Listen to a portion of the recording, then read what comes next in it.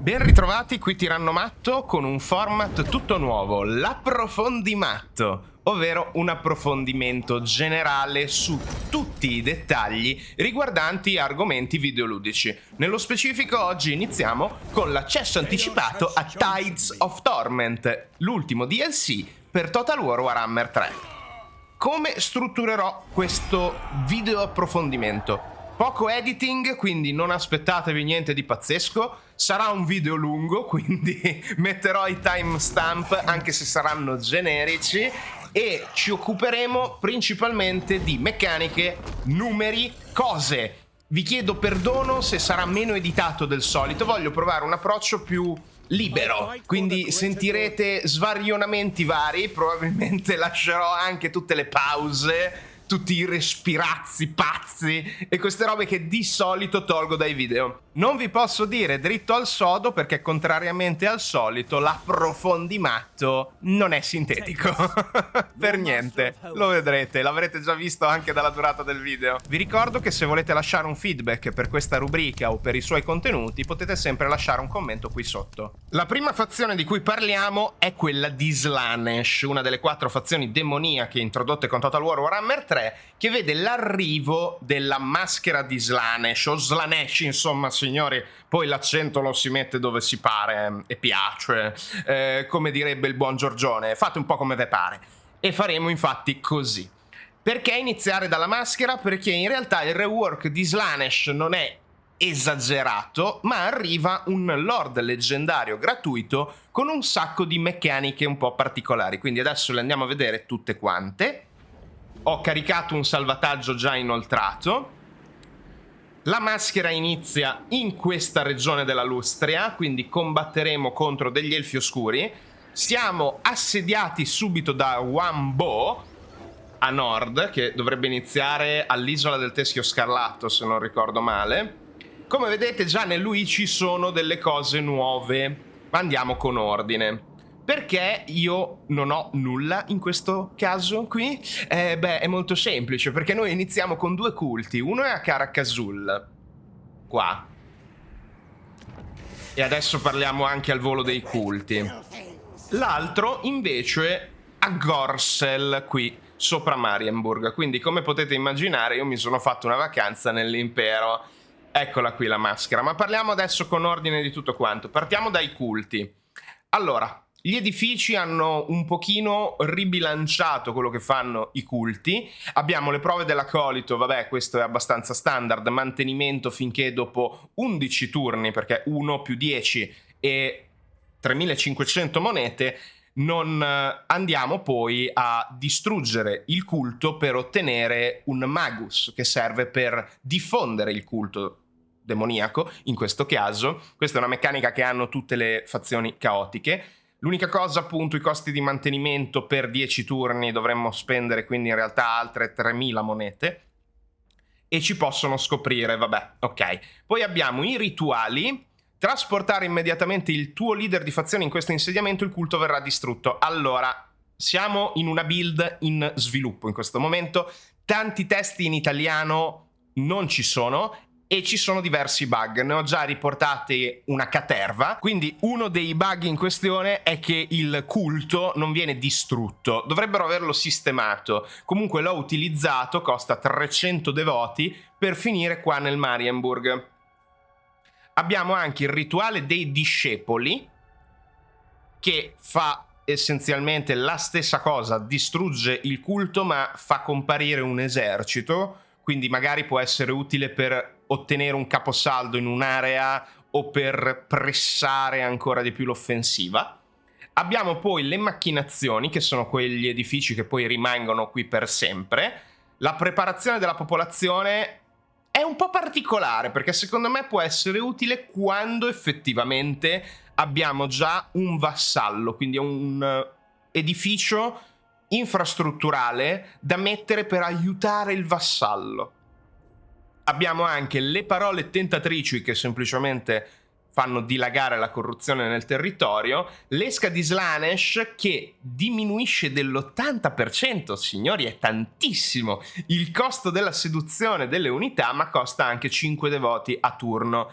Con il controllo pari o superiore a 75 i fondi per la seduzione aumentano. È diverso il costo rispetto ai fondi. I fondi è il cap, ok? Il costo è singolo per ogni elemento dell'esercito che vogliamo sedurre, dell'esercito nemico. Quando la corruzione di Slaanesh è pari o superiore a 75 aumenta ancora, quindi fino al 4%.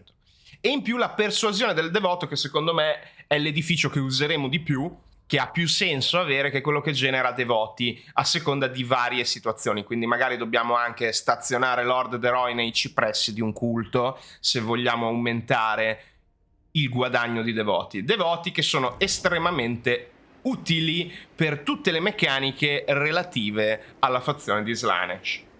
Per esempio, andiamo a Marienburg, andiamo a vedere gli atti del piacere, che sono i decreti provinciali che abbiamo a disposizione. Hanno comunque dei tempi di recupero, quindi non possiamo abusarne. La festa del piacere aumenta la crescita e il controllo. L'arena del piacere aumenta la velocità di ricerca e le entrate derivanti da tutti gli edifici del 20%. Infine la caccia del piacere aumenta il controllo, diminuisce i costi di reclutamento e aumenta il bonus grado per tutte le unità. Edifici hanno fatto qualche piccolo cambiamento, ma nulla di esagerato. Più che altro ai numeri hanno un pochino sistemato, per esempio, tutti gli edifici dei devoti, che ci permettono adesso anche di reclutare la cultista a livello 1, se non ricordo male, ma potrei sbagliarmi, prima era a livello 2. Poi posso sbagliarmi perché io gioco molto con la SFO, che cambia ancora di più tutto quanto, attenzione. Non ho fatto un comparison 1-1 con il vanilla di prima, soprattutto per i rework secondo me più relativi come quello di Slaanesh, perché vedremo che ci sono rework più impegnati. Comunque in generale dovrebbero aver sistemato anche tutti gli edifici degli introiti, perché Slaanesh aveva un'economia senza senso, soprattutto con i vassalli. Vi posso parlare, attenzione, delle unità nuove e anche degli eroi leggendari del DLC Tides of Torment, ma non vi posso far vedere Decala e le sue meccaniche di campagna. Quindi, per esempio, alla Forgia Fluttuante, a livello 2, adesso abbiamo i campioni di Slaanesh.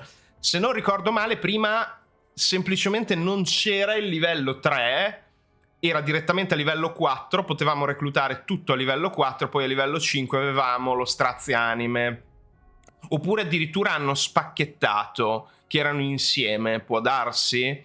Non sono preciso su questo e l'approfondimato accoglie anche la fallace comunicazione in questo caso, perché non tutto, ovviamente, non sono un computer e non ho fatto una ricerca 1-1, stiamo cercando più che altro di capirlo anche insieme.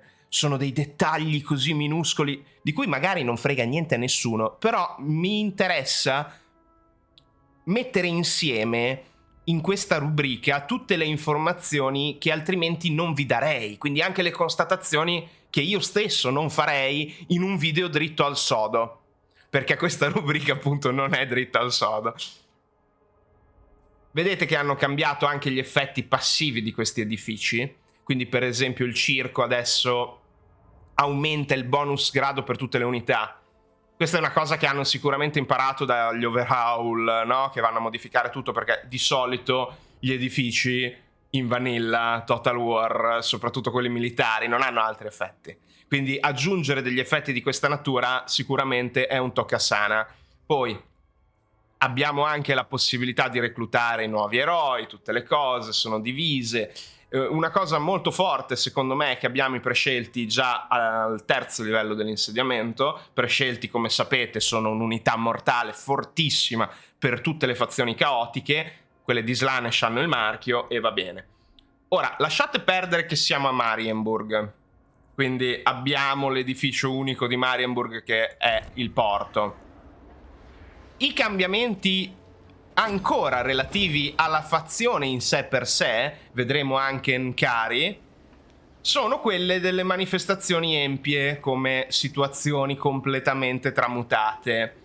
Adesso ci sono degli effetti in più, però vi voglio specificare, per esempio il Carnevale dei Dannati non lo dice, attenzione, non lo dice, perché la localizzazione al momento manca di questo dettaglio. Dovrei mettere il gioco in inglese.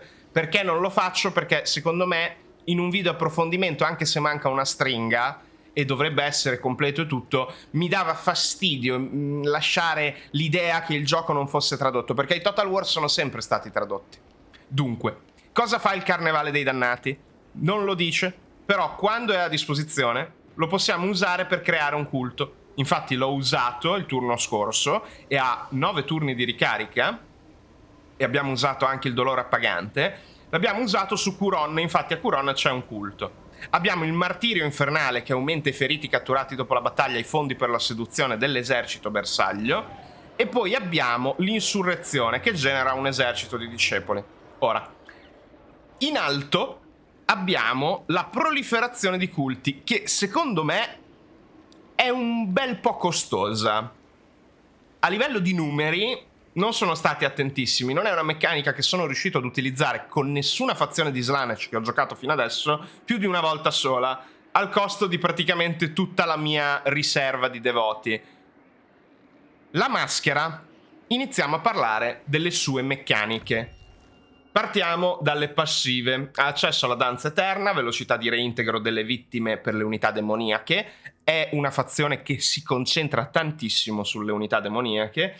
Abbiamo più 2 seduttrici e abbiamo la durata del reclutamento per le demonette e le demonette esaltate ridotta, praticamente le reclutiamo sempre in un turno. La caccia selvaggia, vabbè, non c'entra nulla, è l'effetto globale, vedete. Le sue meccaniche riguardano la danza. Apriamo le danze. La danza eterna, ecco, allora, ve ne avevo già parlato nel video Sguardo Matto, ma adesso andiamo a vedere tutti i dettaglini e i dettagliucoli. Qui abbiamo la barra che si riempie, il tempo o ritmo. Ve la faccio vedere con la danza che ho attiva adesso. Ci sono vari threshold, vari punti, no?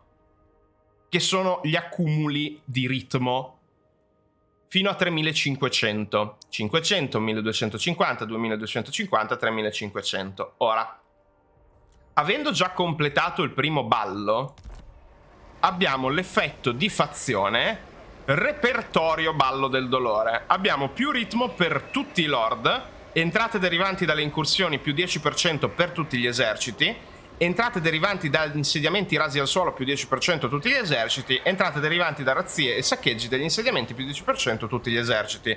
Io sono andato in ordine, ma in realtà si può anche evitare di andare in ordine, si può fare quello che ci pare. Vedete che cambia. Quello che adesso ho attivo, la sinfonia dell'eccesso.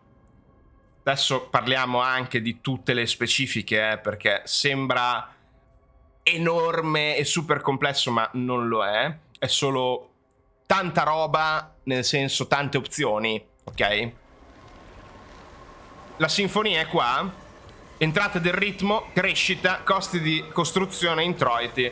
Poi abbiamo il baccanale ardente, entrate del ritmo, logoramento, tempo di guarigione, velocità di reintegro, e il repertorio danza finale che si sblocca dopo aver sbloccato tutto il resto. Entrate, costi, durata, capacità reclutamento. Guardando solo gli effetti del repertorio dite vabbè, ma cioè, che cos'è? È una robetta. Torniamo di nuovo a questa schermata che è disponibile per tutti gli eserciti. Vi faccio una dimostrazione pratica. Andiamo in lustri alle sale del sangue e reclutiamo magari un sommo stregone del caos, così vi faccio vedere anche il lord nuovo. Vediamo un attimo i tratti. Pelle a squame, splendore diabolico, icona della guerra infinita, causa paura e terrore. Dai, prendiamo lui con il sapere dell'ombra, perché può avere sia il sapere di Slaanesh sia quello dell'ombra. Prendiamo Azubor. Allora, vedete che fiero che è. Non gli diamo assolutamente nulla perché tanto, forse una cortigiana, diamo una bella cortigiana. E anche lui ha la danza eterna. Vedete? Possiamo attivarla. Ignorate il tooltip che è tutto buggato perché la localizzazione ve l'ho già detto e vabbè. Però possiamo attivare uno dei 4, 3 in realtà perché il quarto è bloccato, tipi di balli, di danze. In questo caso proviamo con il ballo del dolore, lo attiviamo. Ok, allora noi dobbiamo accumulare almeno 500 di tempo, ritmo, come lo tradurranno, per ottenere i vari punti. Vedete? Sono dei bonus che hanno anche un malus intrinseco. Per esempio questo, meno 10 armatura, 10% carica, più 6 verso sfanteria, meno 5 disciplina, più 8 forza dell'arma, meno 3 resistenza fisica, più 6 attacco corpo a corpo, meno 3 difesa corpo a corpo. Allora i malus non sono comparabili al bonus, però è un bel tocco che comunque si possano fare queste scelte. A most pleasing development. Qua viene indicato sia il tempo sia il ballo del dolore. Tyranny. Allora, ho sbagliato, siamo andati a Caracazul, andiamo dalla maschera. A whimsical tableau. La danza eterna. Allora, per esempio, no? In questa sinfonia dell'eccesso ci vengono comunicati qua tutti gli effetti che abbiamo scelto. Ok? Per esempio, possibilità di bloccare i tiri a distanza più 20 e meno 6 bonus carica. Perché l'ho scelto? Perché stiamo combattendo contro l'impero. Mentre, per esempio, resistenza alle armi da tiro 10% e meno 3 difesa corpo a corpo è un'alternativa. Vedete, fanno più o meno le stesse cose. Vogliamo provare a cambiare? Per farlo dobbiamo spendere e confermare. Quindi adesso siamo a 3178. Ok? Confermiamo, scendiamo e abbiamo cambiato. Quindi per ogni albero ne possiamo avere una sola attiva di queste passive. Sono i cosiddetti passi di danza. Ok?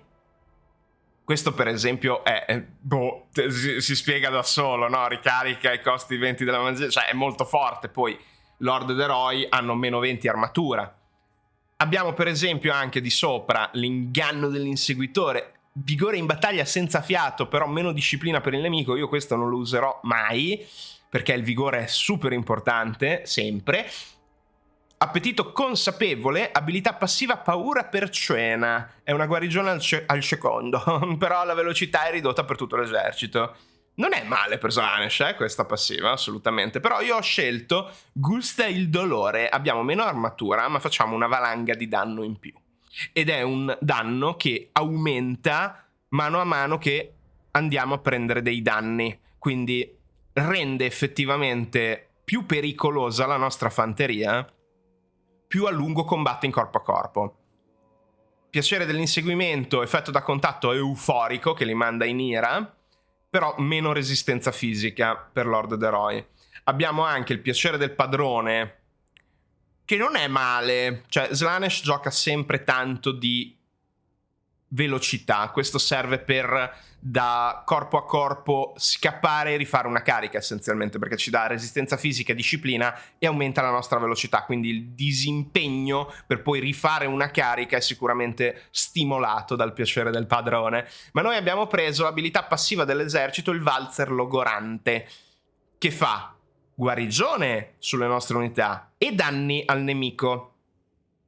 Non male, non male questa abilità passiva, è un danno diretto ad area.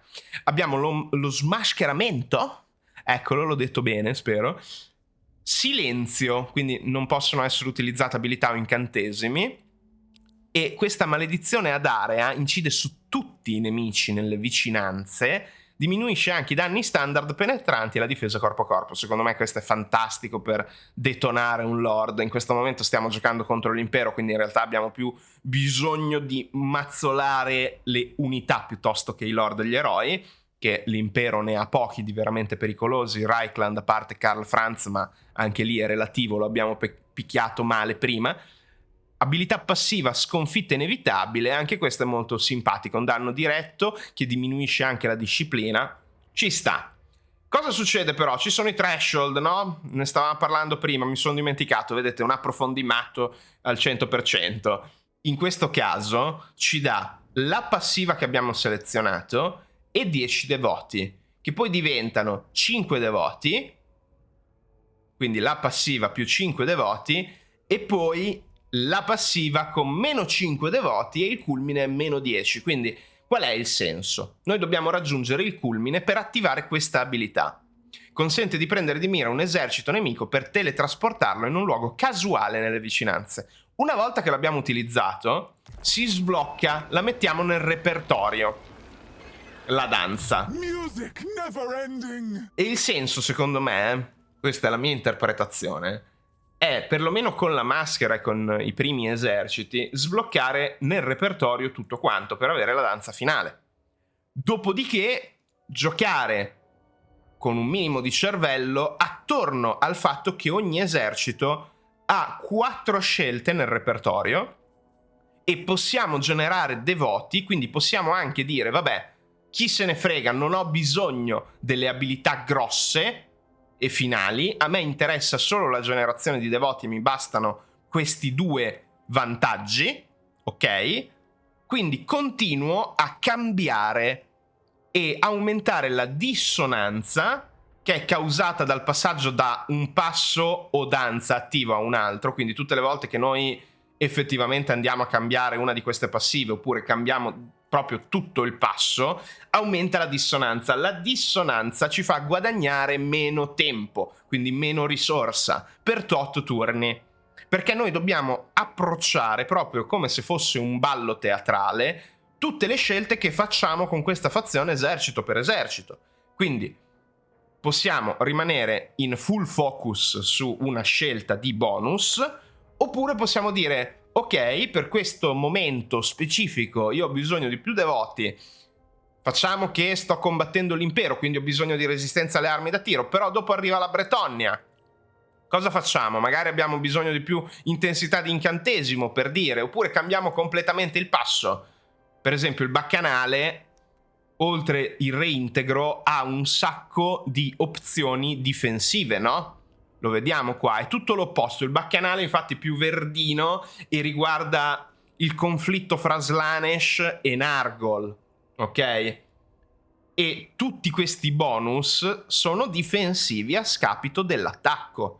Secondo me è uno strumento abbastanza forte per una fazione che in generale non è difensiva, è aggressiva. Abbiamo visto che c'erano anche nell'altra danza delle opzioni di guarigione, qui sono più consistenti anche nella scelta di passive varie. Un 30% di resistenza agli incantesimi, caccia, ok, ci può stare, ma questo è veramente grosso. Vediamo anche, crogiolandoci nella nostra fiamma, possibilità di bloccare i tiri a distanza più 30, resistenza ai danni più 20%. Anche questo è gigantesco,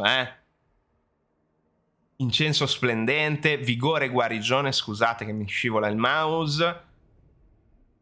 Liquefazione gioiosa. L'unità non subisce danni. È invulnerabile. Cioè, vi rendete conto, sono delle cose gigantesche. Ovviamente hanno dei downside, no? Bisogna mantenere il livello e continuare a combattere. Adesso entriamo anche nella questione più specifica che riguarda l'accumulo di ritmo. Volevo finire un attimo di guardare queste cose, poi vi parlo anche di tutto ciò che manca, perché non siamo minimamente alla fine. La danza degli stolti consente di prendere di mira un insediamento nemico per danneggiarne la guarnigione e generare devoti, anche questo è molto forte.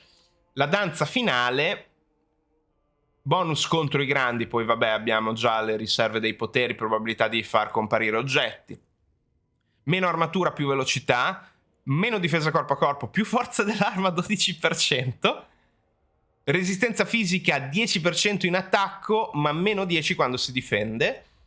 20 indeboliti, gli attacchi causano l'effetto smorzato che riduce la resistenza alla magia e rimuove gli attacchi magici. È enorme! Difesa corpo a corpo nemica meno 5, però la forza dell'arma è ridotta del 6%. I danzatori devoti, dispensatori di gloria per Lord ed eroi, resistenza fisica, vigore, ok? Per ogni morte nelle vicinanze aumenta l'effetto, meno 5 disciplina per l'esercito, ma più 4 difesa corpo a corpo per l'unità di fanteria corpo a corpo.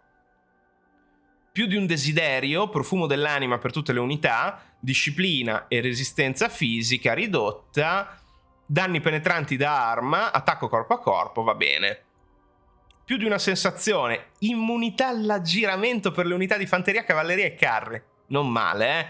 Questo va a bloccare praticamente tutti i vantaggi al nemico per aggirarti essenzialmente, disciplina, attacco, danni, cose. Difesa, bonus verso grandi per Lord d'Eroi. E poi abbiamo un vortice, arie solide.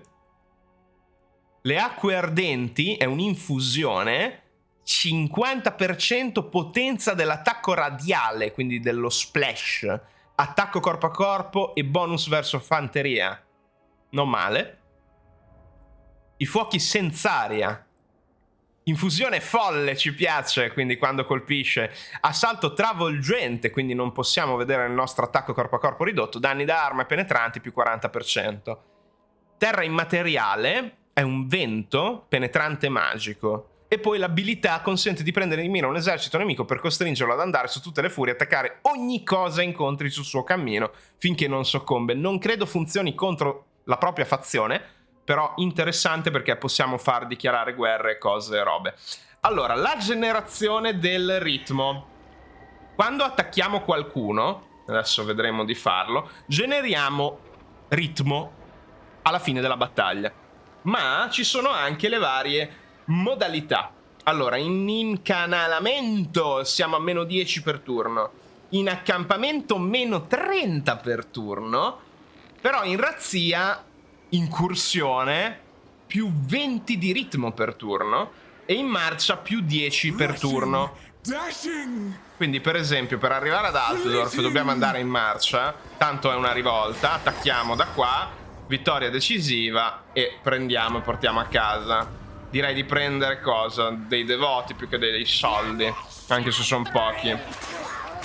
Quindi noi in questo momento stiamo generando ancora più ritmo. Io spero che sia abbastanza chiaro come funziona finora.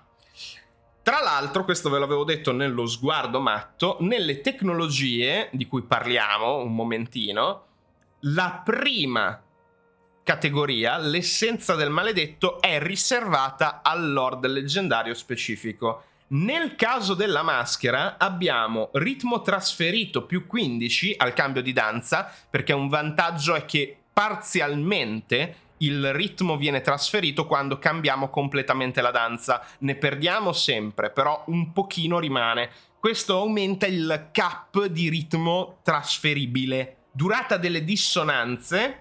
C'è anche un altro effetto che, se non ricordo male dalla versione inglese, dovrebbe essere non solo durata delle dissonanze, ma anche costo in dissonanza ridotto, quindi costo di ritmo per cambiare ridotto, meno un turno al debuff di dissonanza, e abbiamo più 25% di ritmo ottenuto dalle uccisioni in tutti gli eserciti, perché il ritmo è calcolato sulle uccisioni durante una battaglia. Danza della morte, fondi per le seduzioni, costa della seduzione, e poi devozione esasperante, più devoti per ogni lord che sta eseguendo una danza, meno 10% mantenimento in devoti per gli eserciti di discepoli. Ok, parliamo delle tecnologie, perché tanto siamo qua. Le hanno divise adesso in sensazioni e discepoli.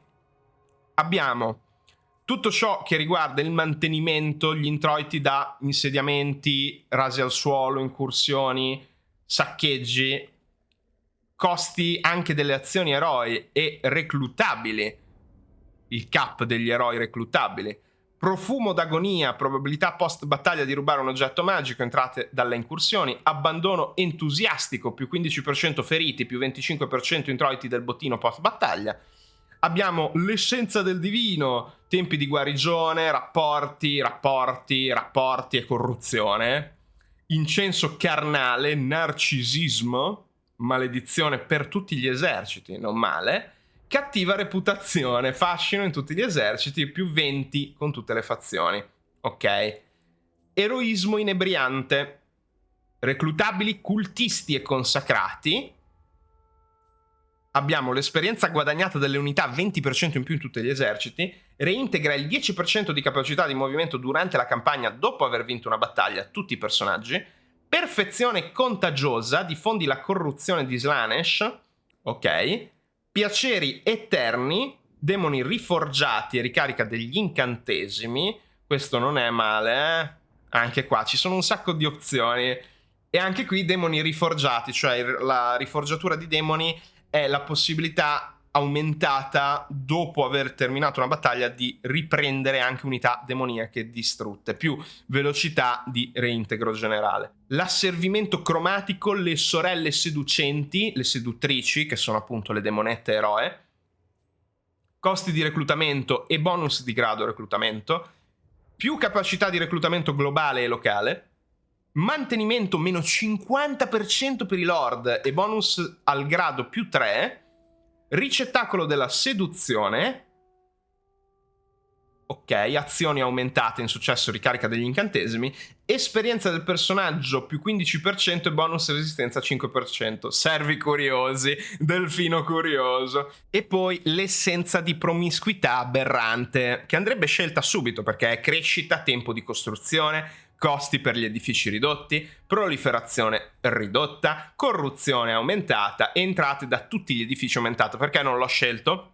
Di solito non lo consiglio, però volevo andare a prendere subito la roba della maschera.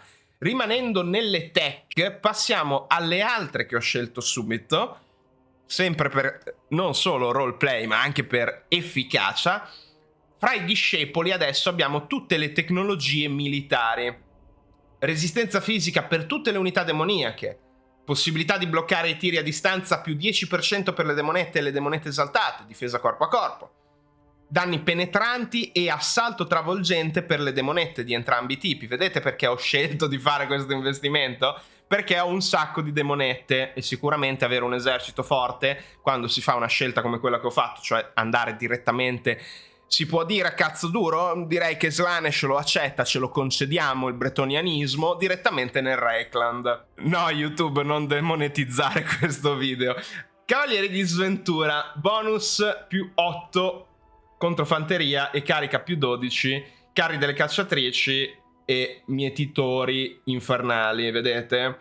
Anche qua abbiamo velocità e disciplina per la cavalleria, diavoli del tormento, furia per le furie, beh, mi pare giusto, diavoli di Slaanesh e campioni, bonus carica più 8 per furia del caos, diavoli di Slaanesh e campioni. Abbiamo combattenti risoluti, questa è la linea dei mortali, vedete? Più 6 disciplina. Apostoli decadenti, più 10 armatura per le unità di predoni, cavalleria, predoni e devoti di Slaanesh. Resistenza alle armi da tiro 10% per le unità di predoni, cavalleria di predoni e devoti di Slaanesh. Carnefici meravigliosi, attacco corpo a corpo e forza dell'arma, sempre per i non demoniaci. Qua abbiamo i bonus per la cavalleria non demoniaca, fra cui le munizioni spezza bestie migliorate contro le unità grandi per i predoni a cavallo di Slaanesh e anche forza dell'arma. Mutazione pazzia, rigenerazione orribile, che vi ricordo che è praticamente la rigenerazione più grossa, essenzialmente, e resistenza fisica 15 per le progenie. L'agonia eterna, questo è per il reintegro. Abbiamo il disgusto del dio del sangue, quindi meno corna e più botte a corna. Robustezza abbagliante, più 10 armatura per tutti i mostri e le bestie e resistenza alle armi da tiro. Promesse blasfeme per l'unità di fanteria non demoniaca, velocità e difesa corpo a corpo. Campioni dell'angoscia, fanteria, danno contro fanteria, perdonate per tutte le unità di cavalleria e carri e riduzione della perdita di vigore. Forza tracotante, forza dell'arma e bonus resistenza per tutte le unità di mostri non demoniache, che in realtà sono solo 4, sono i Praeton, l'altare da guerra e le progenie. Ossessione mortale, mantenimento meno 10 per tutte le unità non demoniache, durata del reclutamento ridotto. Robustezza abbagliante l'abbiamo già visto. Onda demoniaca, mantenimento meno 10 per tutte le unità demoniache, meno 1 turni di reclutamento. Depravazione incessante, riforgiati, che se uniamo questo con quello che abbiamo visto prima, diventa penso il 40% di possibilità di riforgiare i demoni e l'aumento del 40% di punti vita ripristinati in totale, perché 10, 10, 10 e no, è il 50, uno era da 20, no? Vabbè, Adesso, io e la matematica. Attacco corpo a corpo più 6 per tutte le unità di cavalleria, demoniaca e carri. Forza dell'arma più 10% per le unità di cavalleria e carri. Metallo warp assoluto. Questo è soltanto per i buoni strazianime di Slaanesh, che non è che ne abbiano un super bisogno in realtà di bonus versus grandi e riduzione della perdita di vigore, però schifo non fa. E in più ci sono tutte e 6 le tecnologie per i custodi dei segreti. Incantesimo infuso frenesia isterica, sferza di Slaanesh, che viene... E pensavo che mettesse l'incantesimo sferza, invece mette la pavana, va bene. Ingordigia sofferta, bonus più 2 al reclutamento per i custodi dei segreti, danni penetranti, bonus carica. Più 1 per la sferza. Questo mi sa che... glielo dovrei far notare, mi sa che... hanno sbagliato perlomeno. Cioè dovrebbero mettere la pavana alla beatitudine e il più 1 sferza qua. Infatti, boh, questo è strano. Glielo dovrei far notare effettivamente. Vedete che serve l'approfondimatto a tutti? Incantesimo infuso, schegge affilate per le unità di custodi. E fantasmagoria, che mette fantasmagoria ai custodi. Va bene, queste erano le tecnologie. Quindi direi che abbiamo visto più o meno tutto. Allora, cosa manca? Obiettivi, condizioni di vittoria, distruggere il capoccia, il capocaccia, Marcus Wulfart. Essenzialmente per vincere bisogna conquistare la Lustria, ma io me ne sono altamente sbattuto e sono arrivato qua nel Reichland. Cosa possiamo vedere allora? Smothered in a sash of blood. Abbiamo la fanciulla maledetta, perché lei può attivare un'abilità un po' come Festus, si autoescludono le varie danze della maschera e sono praticamente bonus e malus ad area che va ad imporre la maschera quando combatte. Mantenimenti, resistenza per le demonette, tempi di guarigione ridotti. Vedete che abbiamo ucciso il buon Carletto, esperienza guadagnata dalle unità 10% non è mica male. E abbiamo le sue abilità, vogliamo parlare delle sue abilità uniche. Allora, canzone dell'ingabbiato. Vedete, si esclude a vicenda con la danza dei sogni e il valzer della letargia. Potenzia noi e gli alleati e debuffa il nemico su velocità e resistenza alle armi da tiro per noi, velocità e vigore ridotto sul nemico. Arabesque incantevole, permette attacchi stregati, quindi fa diminuire quando colpisce l'attacco corpo a corpo nemico, non solo per lei ma anche per tutte le demonette nell'esercito. Lei diventa scivolosa e niente, probabilità di difesa imboscate, cavalieri della dissolutezza, o comunque è la fiera dei doppi sensi, delle cose proprio borderline. E Slaanesh del resto ce lo facciamo andare bene così, voglio dire. YouTube davvero non demonetizzare, è tutto nel contesto, te lo giuro. Comunque, uno dei motivi per cui abbiamo poche boobies, poco nudo, ed è tutto un pochino più androgeno Slaanesh in Total War Warhammer, piuttosto che al concept più classico delle miniature, dell'art grimdark, anche del 40.000, dove le demonette sono molto più porno. Ecco, cioè essenzialmente sì, per fortuna o sfortuna, dipende dai punti di vista, hanno cambiato molto il tiro del design per le unità demoniache di Slaanesh, il concetto stesso che non è solo il dio del sesso, ma è il dio del piacere, dell'eccesso, della musica, dell'ingordigia, insomma di queste cose, non è soltanto più monodimensionale. Ecco, anche se è stato letteralmente scopato all'esistenza, cioè è stato generato dai baccanali, se non erro anche nel fantasy, però nello specifico nel 40.000 gli Eldar, che sono gli elfi, gli Eldari, hanno generato la divinità caotica di Slaanesh proprio concedendosi in tutta la galassia l'eccedenza carnale, quindi sì. Mentre nel fantasy dovrebbe essere una forza anche lì molto legata agli elfi, che si è potenziata e generata proprio assieme alla creazione nel mondo da parte degli antichi della razza elfica e quindi è molto sempre legata agli elfi. Lo vedremo di più con Decala, ok? Vabbè, questa è una piccola parentesi super nerd. Già nell'approfondimatto nerd io vi sto rompendo le palle da 40 minuti a parlare di Slaanesh, che è alla fine la fazione che ha meno cambiamenti fra tutte, quindi vi lascio immaginare questo video durerà infinito. Allora, Cavalieri della Dissolutezza, carry, bonus contro cose, carry, va bene, l'avete letto mentre straparlavo, non c'è bisogno. Precisione rigorosa, attacco, bonus fanteria, colpo mortale eroico. Ritmo seducente, bonus contro la fanteria per le demonette, velocità e furia. Infatti l'ho preso subito perché è fortissimo. Vi ricordo che Furia è un potenziamento che rende immune alla psicologia, da bonus carica, danni di tutti i tipi, attacco corpo a corpo. Cioè proprio no sense. Dobbiamo avere ovviamente almeno più del 50% di disciplina, però va bene. Valzer della letargia. Vedete che è una delle due abilità che si autoescludevano, che aumenta a noi e diminuisce al nemico l'attacco corpo a corpo. Vigore in battaglia per gli eserciti nemici, sempre senza fiato. Enorme, soprattutto in automatica. Portata dell'effetto più 30% per la danza dei sogni, canzone dell'ingabbiato e valzer. Abbiamo l'abilità profumo dell'anima, danni penetranti attacco corpo a corpo, che aumenta in base al numero di unità nemiche portate a disciplina instabile o più bassa. Non male. Vigore infinito e anche per le demonette. Quindi questa è praticamente la maschera. Schieramento d'avanguardia anche.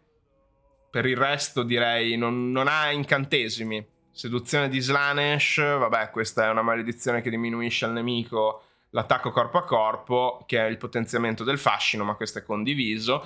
Battaglia in carico per l'oggetto unico, il bastone delle maschere, che guarisce noi e riduce il vigore facendo danno al nemico.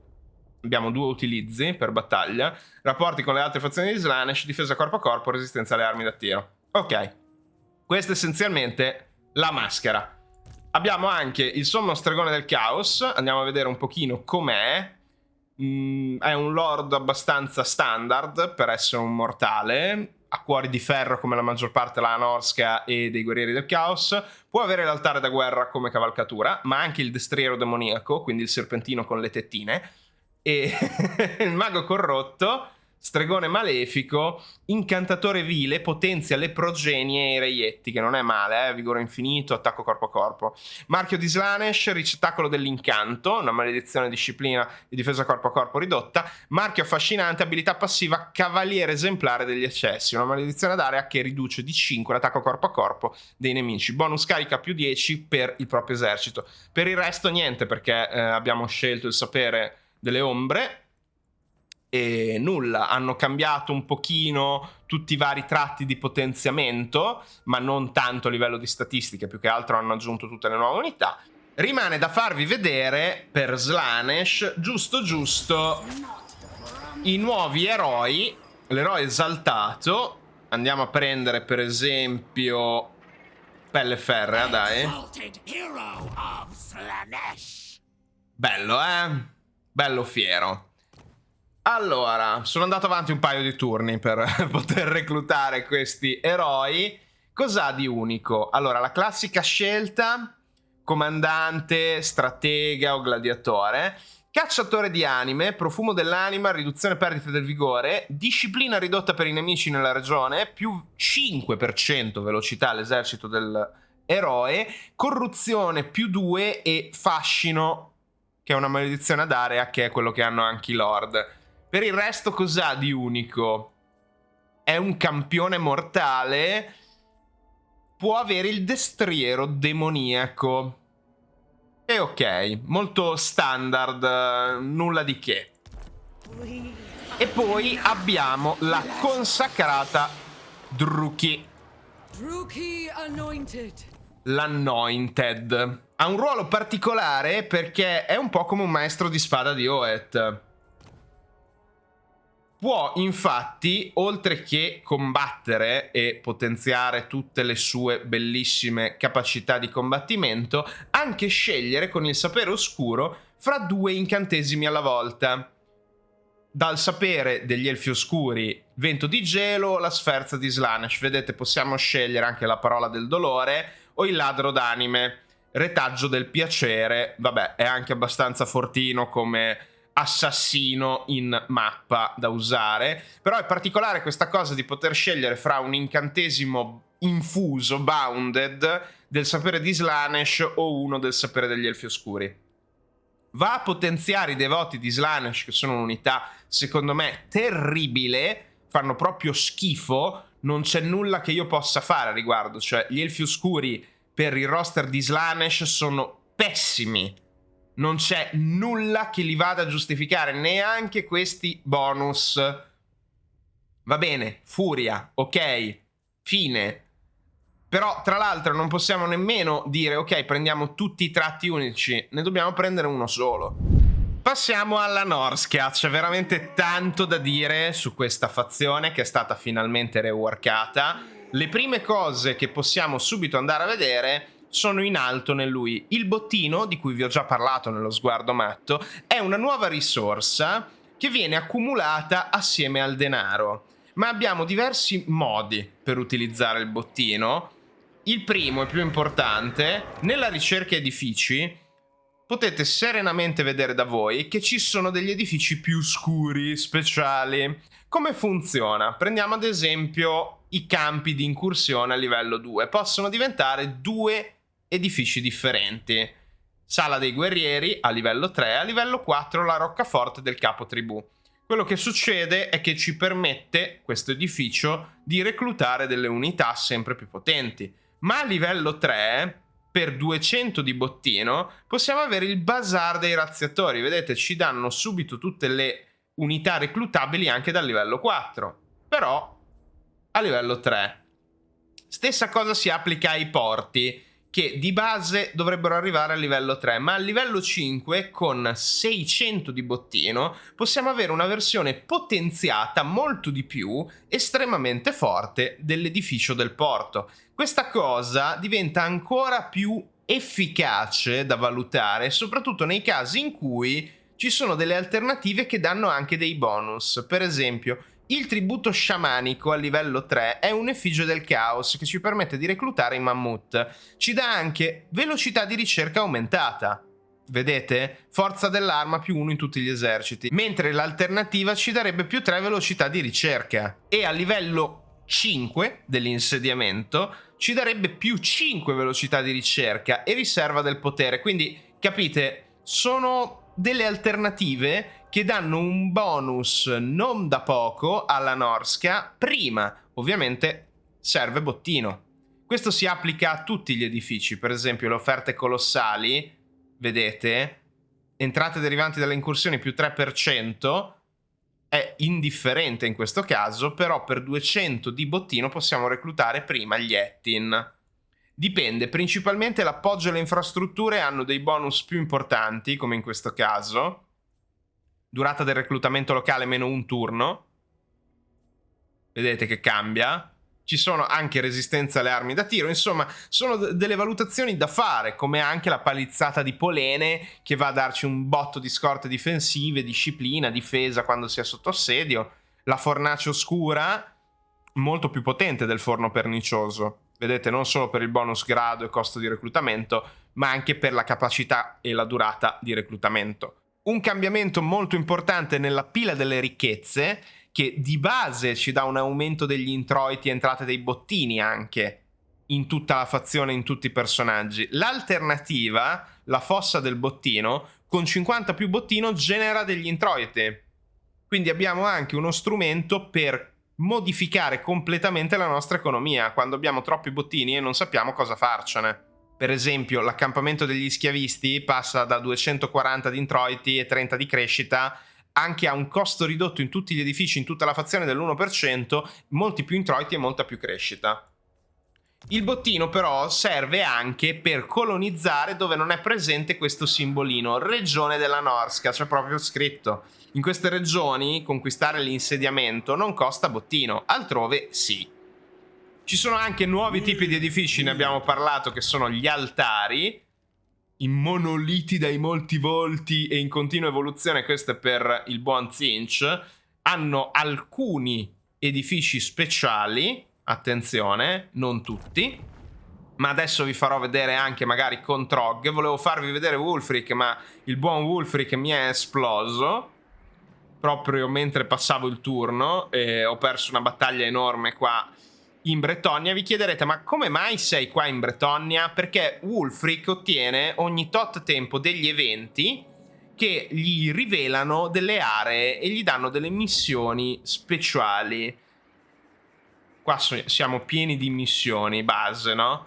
Ma generalmente veniamo mandati in giro, qua l'avevo già fatta, in giro per il mondo con delle premonizioni sciamaniche, e ci permette di, appunto, con la visione e la nuova meccanica di Wulfric, che è una meccanica esercito, di viaggiare letteralmente dovunque nel mondo. La Norsca poi rimane sempre molto forte perché basta menare il primo Lord capofazione e confederare tutto quanto, però sì.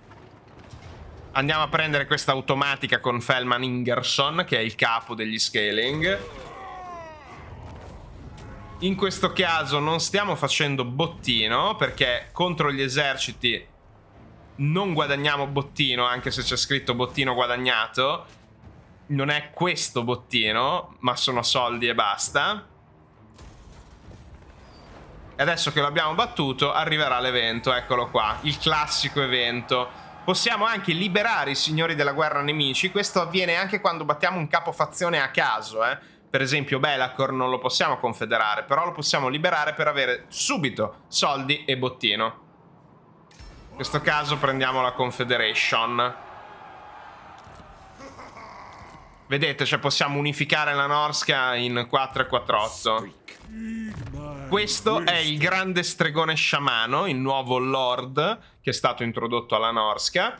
Di unico ha omicida esperto, forza dell'arma bonus carica, brama di massacro, riduzione della perdita di vigore, abilità furia e più 4 attacco corpo a corpo per tutte le unità di grado 7 o superiore. Tattiche di persuasione, reintegro costi di reclutamento, capacità di reclutamento, ritualista esperto, meno 2 per il costo della magia degli incantesimi rari, quindi quelli grossi, e più 10 capacità di riserva di potere dei venti della magia.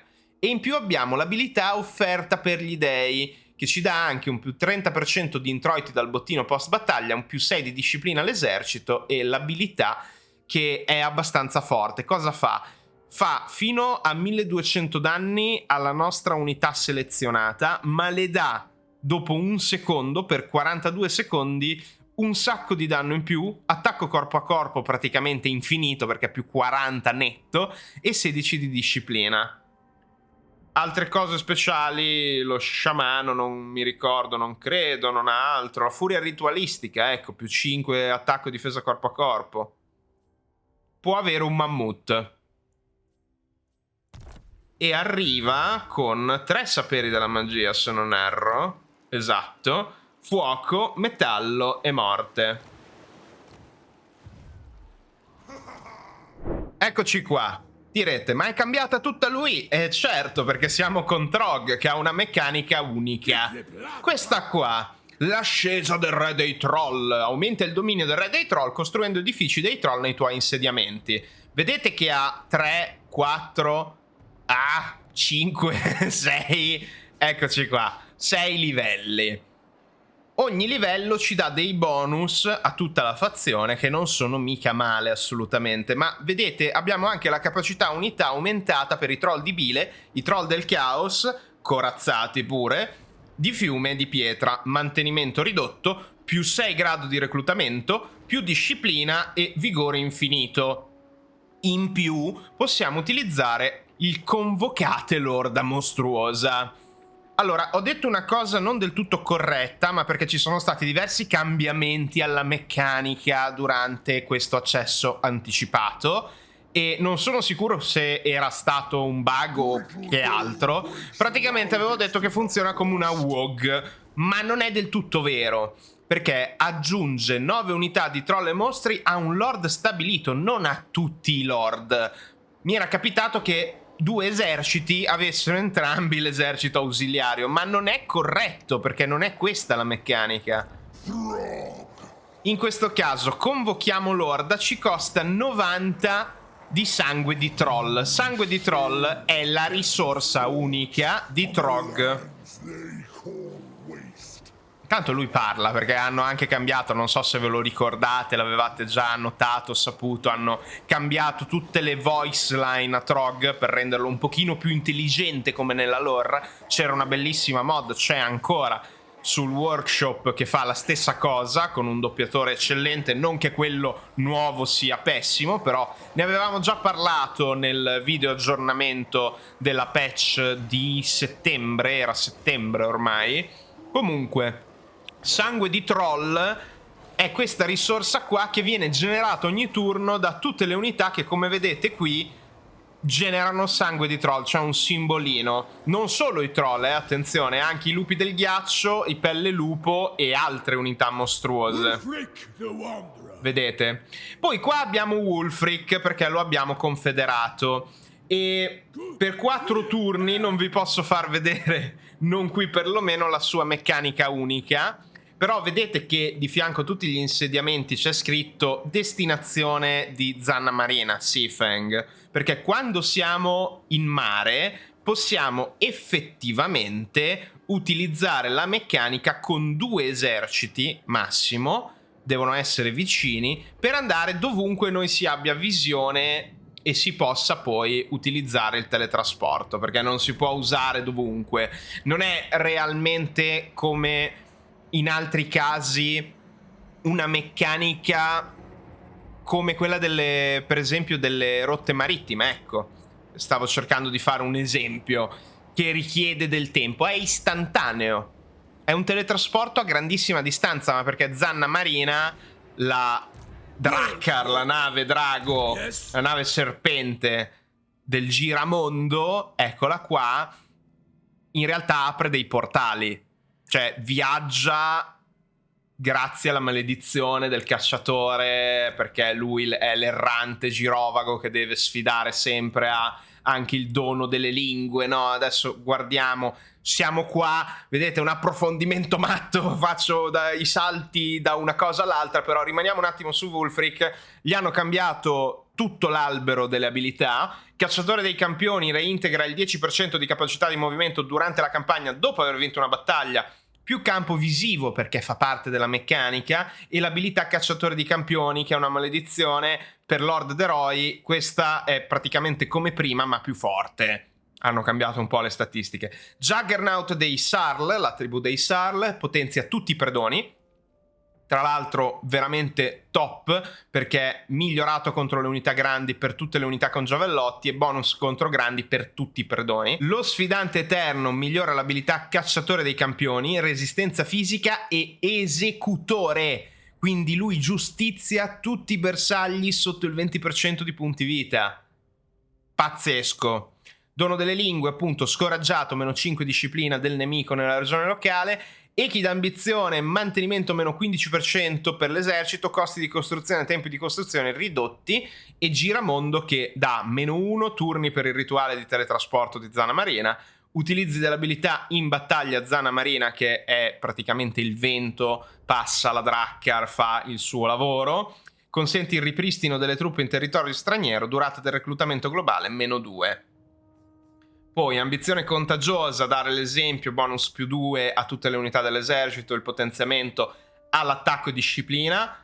Creature ferventi per i pelle lupo, più difesa corpo a corpo, più carica. Domatore di mammut, più 3 al reclutamento di mammut e più 10% velocità per i mammut.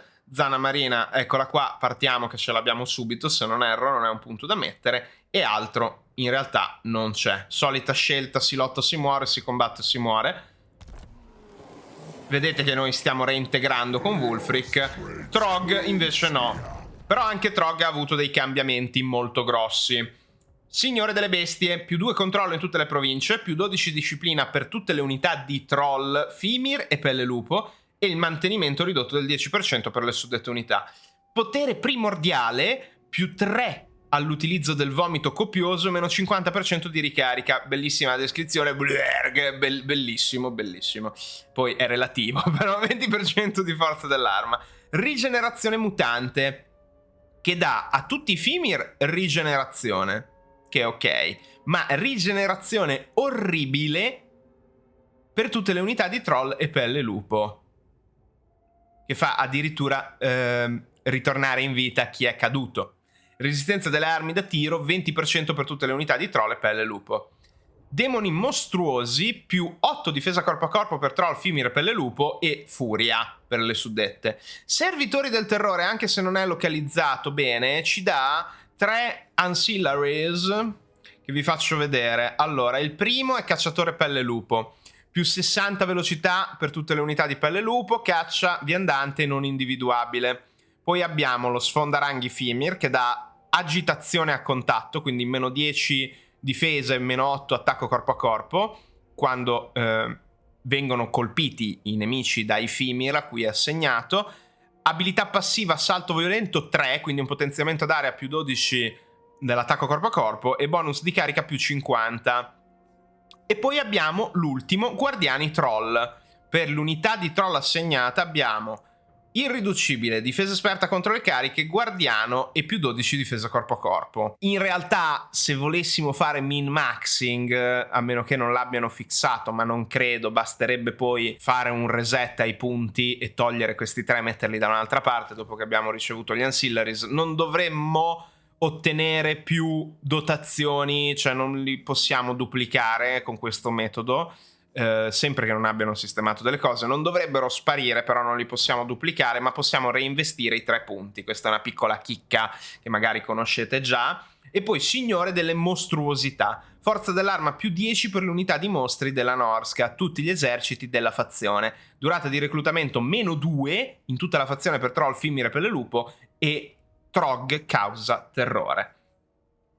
Battuti dalle intemperie, aura spaventosa, una maledizione che riduce del 30% la velocità ai nemici, aumenta la massa del 20% e i punti saluti del 15%, temprato dalla battaglia, aumenta il reintegro dell'esercito e il limite di guarigione di tutti gli eserciti della fazione più 15%, unite le creature, bonus di reclutamento, esperienza guadagnata nell'esercito, convocate l'orda mostruosa da altre 2 unità aggiuntive, resistenza fisica 10% per troll di bile, del caos, troll di fiume e troll di pietra. Bello grosso Trog. Infatti, insomma, ne aveva bisogno, perché giocare una fazione solo di fanteria mostruosa, un po' come gli ogre insegnano, un po' uno schifio. Adesso Trog può fare tutto. Cioè, non c'è realmente motivo di scegliere Wulfric, secondo me, perché tra l'altro la specialità di Wulfric è un'abilità dell'esercito. Me l'hanno confermato la Creative Assembly. Quando lo confederiamo è voluto che noi si abbia anche la capacità di Zanna Marina. La cosa che forse stanno valutando di non rendere possibile sono gli eventi di cui parlavo quando guardavamo la fazione di Wulfric, che rivelano delle aree in mappa. Quello probabilmente rimane alla fazione di Wulfric. Trog è assolutamente la scelta migliore, se non consideriamo Sail, di cui non vi posso parlare oggi, per la Norsca. Overrun the world. Qua vedete che in 35 turni comunque ho fatto un po' quello che mi pareva, ma colgo l'occasione per parlarvi degli edifici di cui vi ho già parlato un po' nello sguardo matto, ma ne parliamo meglio nel dettaglio adesso, relativi ai troll, ok? La caverna che diventa tana, covo o rovina della grande fortezza, così come anche la fossa dei pasti, la voragine mostruosa. Sono edifici tutti molto forti perché li possiamo fare dovunque, soprattutto li possiamo fare anche quando andiamo ad erigere un altare. Vedete, Regno dei Troll, possiamo comunque, spendendo sangue di troll, mettere anche qui questi edifici, che non è proprio super furbissimo secondo me, perché per esempio adesso qua abbiamo un altare di Nargol, ok? Non lo stiamo usando perché non stiamo tenendo lo slot per mettere il reclutamento delle unità di Nargol, che potremmo prendere una progenie guerrieri del caos grande arma con il miglioramento dell'altare relativo al reclutamento, perché ci sono anche i trofei che aumentano gli introiti post battaglia e delle incursioni e possono ancora di più aumentare le entrate dei bottini dagli insediamenti saccheggiati nelle regioni adiacenti e aumentare gli introiti derivanti dagli edifici nelle regioni adiacenti, oppure più difensivo, meno economico, più 4 armatura per tutti i tuoi eserciti nelle regioni adiacenti e resistenza alle armi da tiro. Vedete, sono sempre delle scelte così. Abbiamo anche i campi sanguinanti, mi impappino un sacco, capacità di movimento, velocità di reintegro, capacità di reclutamento e durata del reclutamento, oppure immune agli effetti da contatto e più difesa corpo a corpo. Vedete, cioè se dovessimo scegliere abbiamo sia l'opzione economica sia quella da battaglia, perché magari vogliamo erigere un altare nel mezzo dell'impero e sappiamo che dobbiamo combattere accerchiati, quindi mettiamo uno di questi edifici. Secondo me è molto utile. Abbiamo anche l'edificio di difesa che, in realtà, ok, ci dà anche degli introiti, ma non è il massimo. E l'alternativa al reclutamento legato alla divinità è questa qua, che è uguale dappertutto. Costi di reclutamento ridotti, più 1 per tutte le unità reclutate, e ci sblocca i pelle lupo e i predoni cacciatori con giavellotto. Secondo me ci può stare, ma il senso comunque è avere accesso alle unità del dio al quale consacriamo questo altare. Parlando delle fedeltà e degli dei del caos, allora partiamo dal Segugio, da Khorne. Gli altari del Segugio reintegrano 5% capacità di movimento durante la campagna dopo aver vinto una battaglia nelle province adiacenti all'altare, più 5 forza dell'arma per le unità di guerrieri del caos di Khorne e progenie di Khorne, e ci dà anche la capacità. Il bonus aumenta sempre di più, forza dell'arma più 3% tutti gli eserciti, anche l'esperienza guadagnata per turno, vedete? C'è il reintegro aumentato. Poi arriviamo al livello 4. Tra l'altro, scusate, ritorniamo indietro. La fedeltà aumenta ogni 5 altari, quindi diventa da 1 su 5, 1 su 10 e l'ultimo è 1 su 15. E si presenta un dilemma che permette di reclutare l'esaltato campione di Khorne, Sfregiacorpi il mutilatore, che nome noblesse oblige, cioè proprio un alto aristocratico, vedete? Questo personaggio ti impedirà di reclutare un campione delle altre divinità. Questa è l'unica vera scelta che adesso abbiamo con la Norsca. Prima praticamente ci dovevamo consacrare completamente a una divinità. Adesso possiamo averle tutte onorate. Se distruggiamo tutto il mondo sono alla fine 15x4. Capite, sono 60 altari da fare. Però possiamo scegliere soltanto un personaggio leggendario, che sia Lord o Eroe. Comunque, a parte il personaggio, abbiamo l'abilità passiva rigenerazione orribile per le progenie di Khorne, ancora più esperienza, ancora più capacità di movimento aumentata, bonus forza dell'arma a tutti gli eserciti 10%, per le unità di Khorne c'è anche un 20% in più. Abbiamo Berserk per le unità di guerrieri del caos di Khorne, che sono doppia arma. Attenzione, va specificato, possiamo reclutare solo un tipo, ed è molto utile questa cosa perché è molto specialistica. Andiamo a vedere per esempio sotto l'Aquila, Tzeentch. Gli altari dell'Aquila forniscono più 5 punti ricerca dopo aver vinto una battaglia nelle province adiacenti all'altare. Forza dell'arma per le unità di Tzeentch. Andiamo a vedere direttamente a livello 4. Possiamo reclutare il signore del mutamento Azric, il guardiano del labirinto, più 25 punti ricerca dopo aver vinto una battaglia nelle province adiacenti. Capacità di riserva di potere dei venti della magia più 20 tutti gli eserciti. Forza dell'arma per le unità di Tzeentch. Berserk per le unità di Tzeentch. E sono i guerrieri del caos con alabarda, vedete? Quindi doppia arma Khorne, alabarda Tzeentch. Abbiamo visto che per il corvo Nargol, vedete, qua cambia tutto, hanno invece le grandi armi. E possiamo reclutare con il dilemma il grande immondo esaltato Ruttaghigno lo sputatore, anche lui un grande nobile con grande classe. Gli altari del corvo reintegrano le perdite del 10% dopo aver vinto una battaglia, rigenerazione, crescita a tutte le province più 40, entrate derivanti da tutti gli edifici più 10, forza dell'arma più 20% per tutte le unità di guerrieri del caos di Nargol, e Berserk. Allora, molti di voi saranno un po' delusi, e lo capisco, perché una volta c'era la pestilenza del corvo che era devastante, però meglio così che l'abbiano rimossa. Non so se nel dilemma la scelta di reclutamento va a prendere anche gli effetti che c'erano prima nella fedeltà a una divinità del caos. Era troppo forte la pestilenza, cioè alla fine sceglievi sempre Nargol, quindi Non vi posso dare l'informazione al dettaglio perché non sono ancora arrivato a quel punto. Andiamo a vedere anche il serpentone, Slaanesh. Il dilemma per Kihar il tormentatore, che è uno stregone di Slaanesh.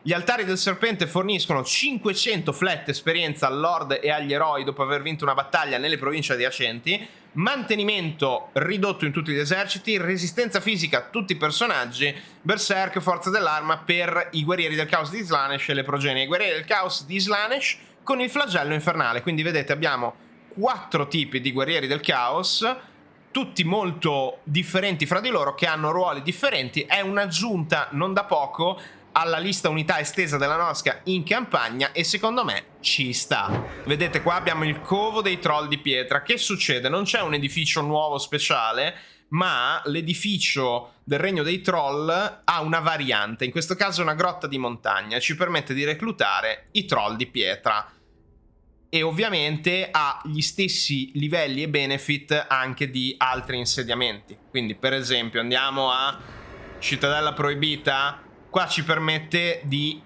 guadagnare semplicemente risorse economiche e ci danno dei troll della Norsca e di ghiaccio della Norsca. Va bene, perché di base noi per reclutare i troll abbiamo bisogno della tana del troll di ghiaccio. Quindi questi sono i troll che possiamo spammare senza bisogno di cap, quelli base, troll della Norsca e troll di ghiaccio della Norsca, ok? Tutti gli altri dipendono, come vi ho detto anche nello sguardo matto, dalle tane di troll. In questo caso qua abbiamo i troll di pietra, mentre dov'era? Qua i troll della bile per esempio, quindi dobbiamo comunque andare avanti e andare a prendere gli insediamenti se vogliamo beneficiare del cap aumentato. Eccolo qua, troll di bile, del caos, corazzati, fiume e pietra. Allora vi faccio vedere come funziona il saccheggio, ok? In questo caso non abbiamo il bottino per colonizzare il forte Dvarslav.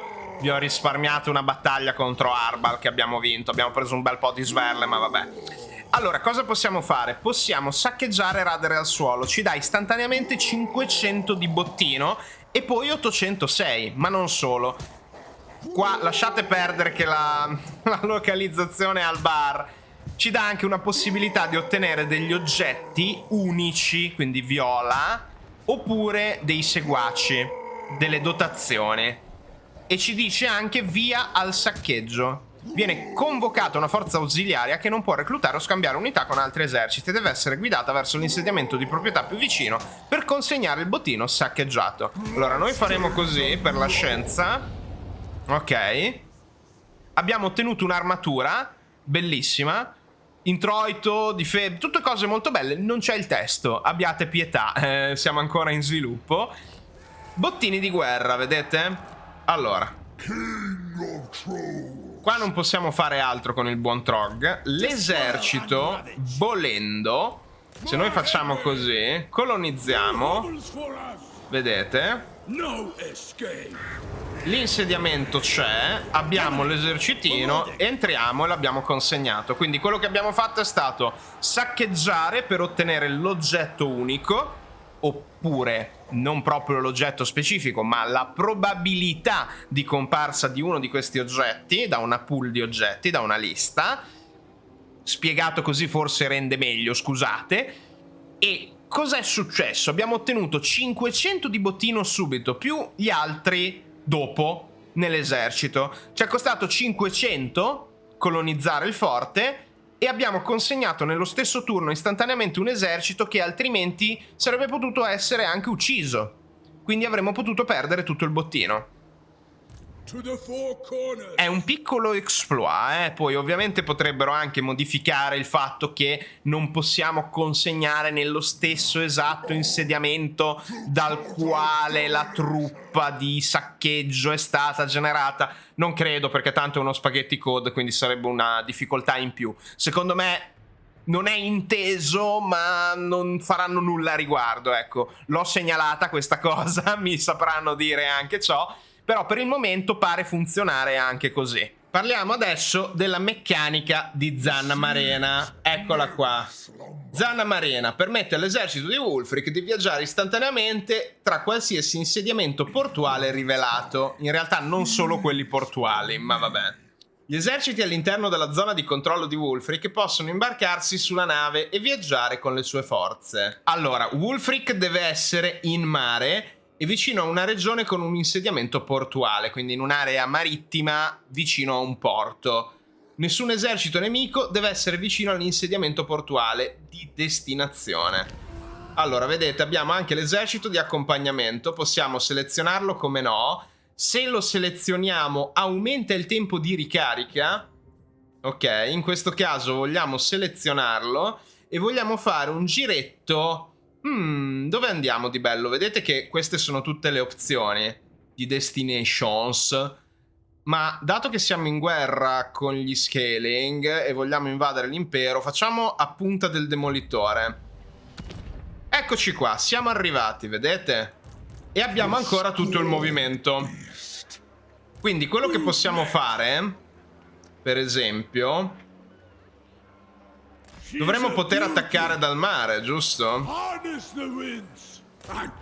Anche se era buggato, avete visto, l'ho accompagnato perché è ancora in fase di sviluppo. Allora, adesso noi possiamo continuare il blocco navale. Ho attaccato con Wulfric perché in realtà non sono sicuro che questo effetto sia possibile anche per gli altri lord della fazione se non abbiamo Wulfric. Quindi, avendolo confederato, volevo testare. Di sicuro con Wulfric possiamo attaccare dal mare, possiamo anche fare il blocco navale. Io direi di occupare a questo punto. Era solo una dimostrazione. Vediamo infatti con Trog se dichiarando guerra a Marienburg dichiariamo guerra. No, con Trog vedete dobbiamo sbarcare, quindi non possiamo effettivamente attaccare dal mare. Io direi che è il momento di parlare delle tecnologie della Norska, che sono state completamente rivisitate. Sono state divise in 3 categorie. Le usanze di guerra, che sono appunto legate alla forza militare e il potenziale di invasione comunque delle nostre truppe. Ondata del caos, più 1 grado ai predoni, più disciplina ai predoni. Martello dell'armaiolo, forza dell'arma e attacco corpo a corpo per i predoni. Abbiamo anche munizioni e potenza di tiro per le uniche 2 unità di fanteria da tiro, che sono appunto i predoni con lancia ascia e lancia giavellotto. Abbiamo la bardatura dell'artigiano che aumenta la massa e il bonus carica di tutti i carri. Gli attrezzi del signore dei cavalli che riducono il tempo di ricarica di predoni a cavallo anche esperti e velocità più 10% per tutti i predoni a cavallo. Incudine del fabbro aumenta l'armatura e la difesa corpo a corpo di predoni campioni e predoni berserk. Campioni di guerra, resistenza fisica per tutte le unità di predoni sopra il grado 7 e reintegro aumentato per tutti i predoni. Abbiamo la selezione naturale che aumenta il grado e la disciplina a tutte le unità mostruose di fanteria mostruosa e anche i cani, va bene. Tutt'uno con le bestie che aumenta la velocità e il bonus di carica dei mastini, dei cani. Troll anziani che aumenta difesa e bonus contro fanteria per tutte le unità di troll, quindi con Trog si applica anche a tutti i troll che vengono reclutati dai covi speciali, quindi tutti i vari troll che esistono nel gioco. Fame sanguinaria, riduzione della perdita di vigore 50% per l'unità di pelle lupo, resistenza fisica aumentata per i pelle lupo, conciliazione occasionale aumenta l'attacco e la forza dell'arma dei Fimir, evoluzione violenta aumenta l'armatura e la resistenza alle armi da tiro per tutte le unità di fanteria mostruosa. Abbiamo i segreti dell'addomesticamento che aumenta il bonus grado e la disciplina per tutti i mostri grandi, giganteschi in questo caso, che sono appunto mammut, draghi, wyrm, ne abbiamo di tutti i tipi. Abbiamo addirittura anche la possibilità di avere dei Praeton e altri mostri, ma ve ne parlo fra un pochino. Ululati a Morslieb, difesa e resistenza alle armi da tiro aumentati per i wyrm e le manticore. Strano, soltanto a 2, però va bene. Cacciatore di mostri, sblocca la caccia al mostro per la voce delle desolazioni. Ecco, alcune tecnologie, ma molte meno rispetto a prima, aumentano le possibilità del Monstrum Arcanum. Lo guardiamo fra un pochino. Comunque attacco e velocità aumentata per praticamente tutte le unità mostruose volanti. armamenti giganteschi, più 15 armatura e bonus contro grandi per i giganti della Norsca e basta. Strano, perché mi sarei aspettato anche gli Ettin qui. Ma gli Ettin sono subito dopo un livore imperituro, difesa e resistenza fisica aumentati. Preda letale, massa più 20% per tutti i mammut, che insomma è anche il bonus carica, e sblocca la caccia al mostro per il grande branco. Signore delle bestie, durata di reclutamento ridotto, irriducibili e più 5% bonus resistenza generale per tutti i mostri della Norsca di grado 7 o superiore. Abbiamo poi la chiamata raccolta delle tribù, mantenimento meno 5%, costi di reclutamento meno 25%, capacità di reclutamento locale più 1 in tutte le province. E poi 2 categorie per arrivare ai segreti del ghiaccio, che aumenta del 15% l'esperienza a tutti i personaggi, 5% bonus resistenza e 15% massa dell'unità a tutti gli eserciti. Bello grosso. Abbiamo ciò che il sangue mostra, che aumenta il bonus grado per i Lycan e il bonus grado per gli sciamani stregoni, e aumenta anche di più 1 il limite. Ciò che gli sciamani sanno aumenta l'intensità di incantesimo su tutti i personaggi, e per tutti gli eserciti abbiamo per il sapere della morte e del metallo i costi ridotti. Strano che non ci sia anche il sapere del fuoco, considerato che è uno dei 3 saperi della Norsca. Cosa fa scoppiare la guerra? Attributo blocco proiettili 360 per i trolli, pelle lupo e gli Ettin. Possibilità più 20% di blocco proiettili. Bonus resistenza 10% per tutte le unità qui elencate, e anche l'aumento di limite di guarigione. Questo è gigantesco, letteralmente. Un posto a tavola aumenta il bonus grado per i Fimir nobili e demoniaci. Non vi ho parlato dei Fimir nobili, adesso magari proviamo a recuperare. Segreti della stregoneria, intensità incantesimo più 5, tutti i personaggi. Eccolo il sapere del fuoco e dell'ombra, costi ridotti. Quindi vedete, questo era metallo e morte. Qua abbiamo, sono 4 quindi, scusate, anche se gli stregoni non hanno accesso come lord a tutto, ma solo a 3. Però gli eroi invece hanno l'opzione per tutti e 4 i venti qui detti, quindi metallo, fuoco, ombra e morte. Forza del sangue ghiacciato, forza dell'arma più 15% per tutte le unità ghiacciate, resistenza al fuoco 50%, caccia per le unità qui elencate, va bene. Poi abbiamo forza tribale, che sono le infrastrutture praticamente, campo visivo per la campagna e controllo, scorte difensive, logoramento quando si è sotto assedio, tempo di costruzione per gli edifici di guarnigione. Abbiamo rapporti diplomatici con nani del caos, guerrieri del caos, uomini bestia Norsca, fedeltà ottenuta, costi di reclutamento degli alleati ridotti, probabilità ridotta della diffusione della peste, durata della peste ridotta e crescita, grazie al corvo Anargol. Richiamo del corno, decreto innalza le palizzate, più 5 bonus aggiuntivo alla difesa corpo a corpo, e richiami capo tribù, più 1 capacità di reclutamento locale aggiuntiva. Servizio volontario, più 20% di risorse commerciabili e introiti derivanti dalle miniere di gemme ed oro, 50% in più. Monito di forza, decreto dei predoni costruttori, più 10 bonus aggiuntivo alla crescita, e venerare i 4 invece più 3 bonus al controllo aggiuntivo. Abbiamo un assaggio di trionfo sanguinoso, costi di costruzione ridotti, edifici la capitale, provincia di insediamento, tempo di costruzione ridotto, vantaggio stimolante per i porti, costi di costruzione e tempo ridotto, rapporti aumentati con i demoni del caos e più 2 corruzione caos indiviso, che è la nostra corruzione, costi di costruzione meno 20% per gli edifici di reclutamento militare, tempi di costruzione ridotti, scafi più lunghi, questa è una vecchia tech che è stata rimessa qua, entrate derivanti dai porti più 15% dopo aver usato saccheggio e radar al suolo, la forza di saccheggio a altre 3 unità, è difensivo alla fine come scelta tecnologica. Questo scafi più lunghi è una tecnologia difensiva perché aumenta le unità nell'esercito generato, surplus di popolazione più 1 per gli insediamenti, e strumenti di guerra qui non è scritto, è un più 2 controllo ma aumenta anche la quantità di bottino ottenuto. Quelli che sono visti, più 3 al reclutamento dei lord e degli eroi e più 1 per tutti i tipi di eroi reclutabili. Ho skippato le vie dell'orda mostruosa perché serve bottino. Questa tecnologia è specifica per Trog, anche le ale ai reali, vedete, queste sono specifiche appunto costano 200 di bottino, surplus di popolazione, riguarda i troll essenzialmente, gli edifici sangue dei troll, e qui aumenta anche il cap delle unità troll e il bonus al grado di reclutamento e le unità convocate dall'orda mostruosa. Poi abbiamo la saga degli astri, capacità di movimento e campo visivo aumentato, flagelli del mondo, riduzione della perdita di vigore, controllo ridotto per i nemici dove abbiamo un esercito e entrate derivanti dalle incursioni. Ciò che è perso aumenta la probabilità di rubare per 15% un oggetto magico al nemico. Introiti aumentati post battaglia 10%, probabilità che compaiano oggetti 15%. Vagabondi riduce il logoramento di tutti i tipi, tempo di arrivo dei rinforzi ridotto, portata del reintegro dei rinforzi aumentata.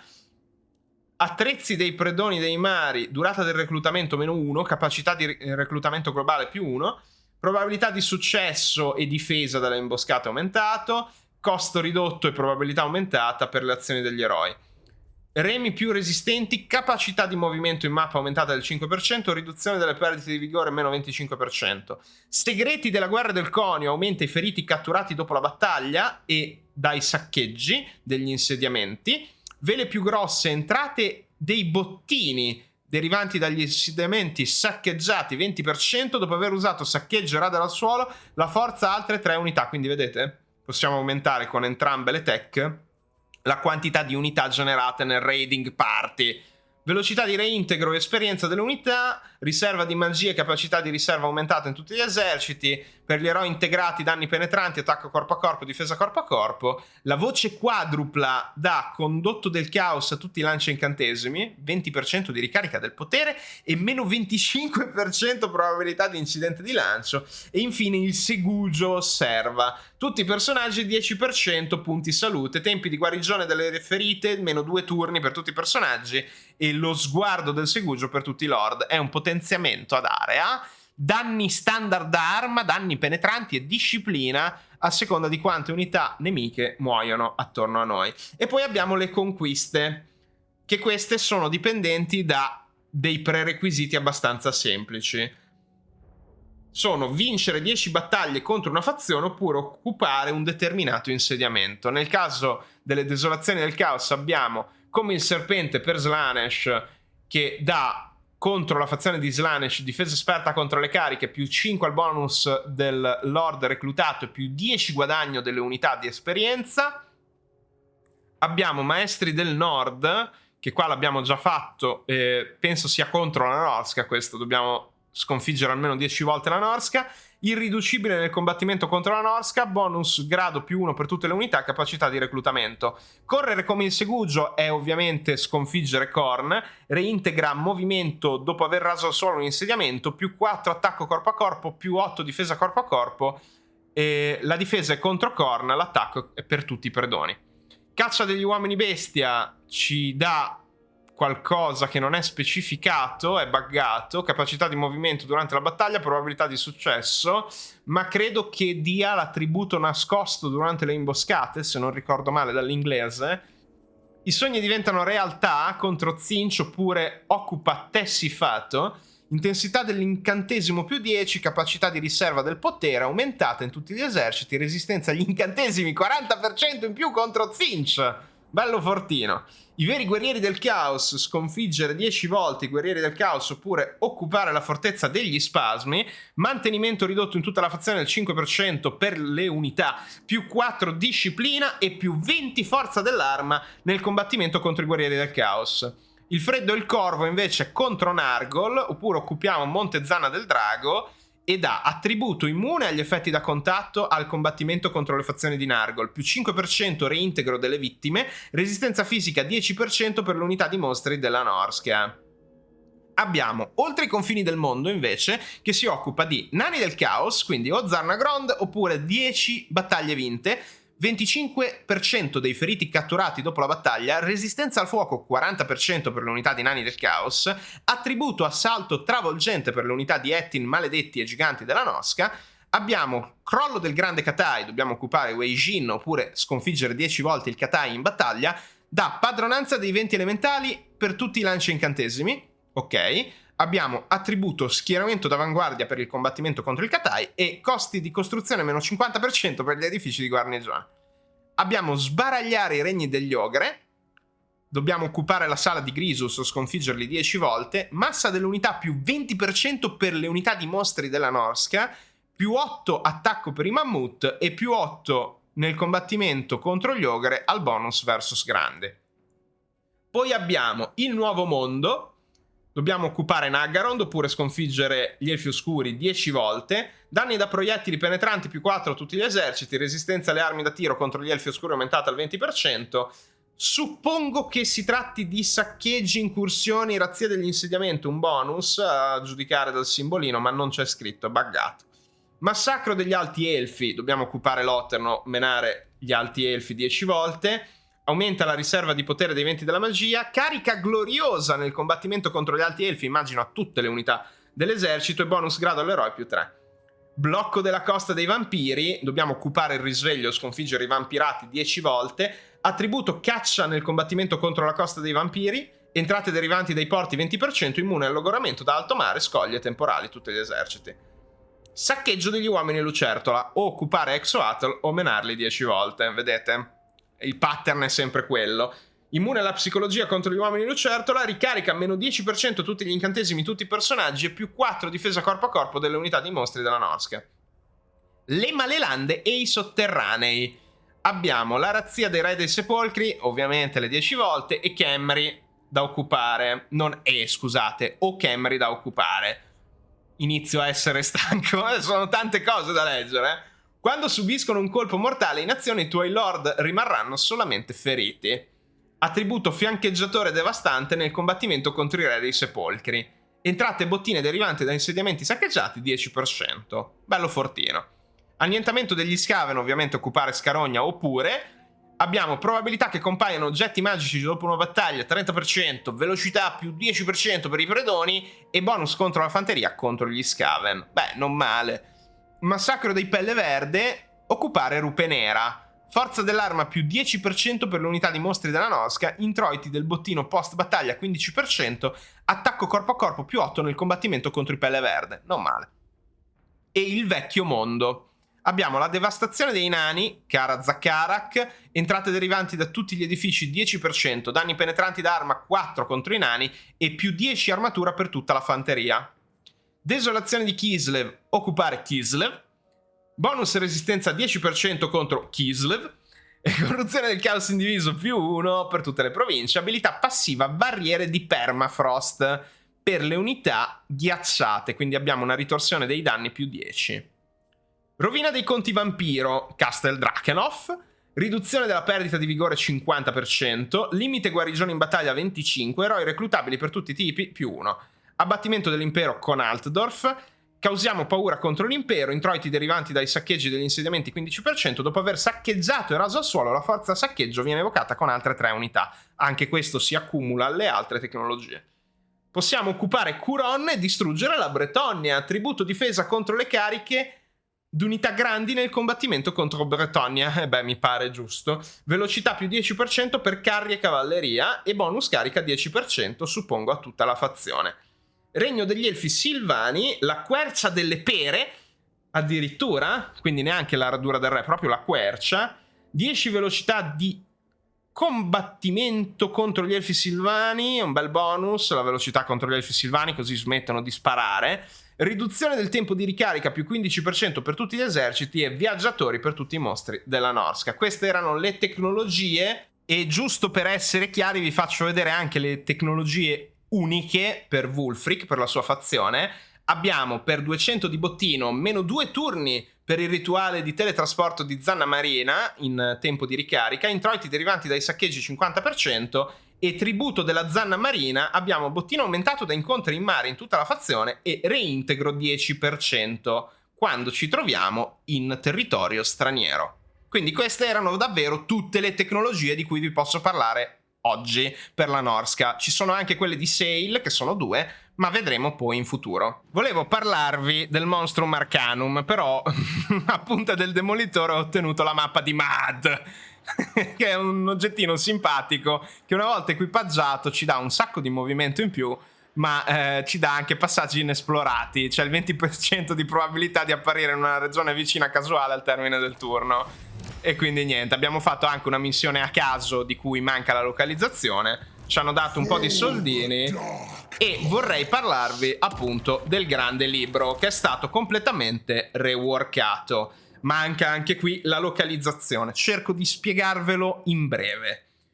Abbiamo prima di tutto le missioni di caccia ai mostri come template generale. Come funzionano?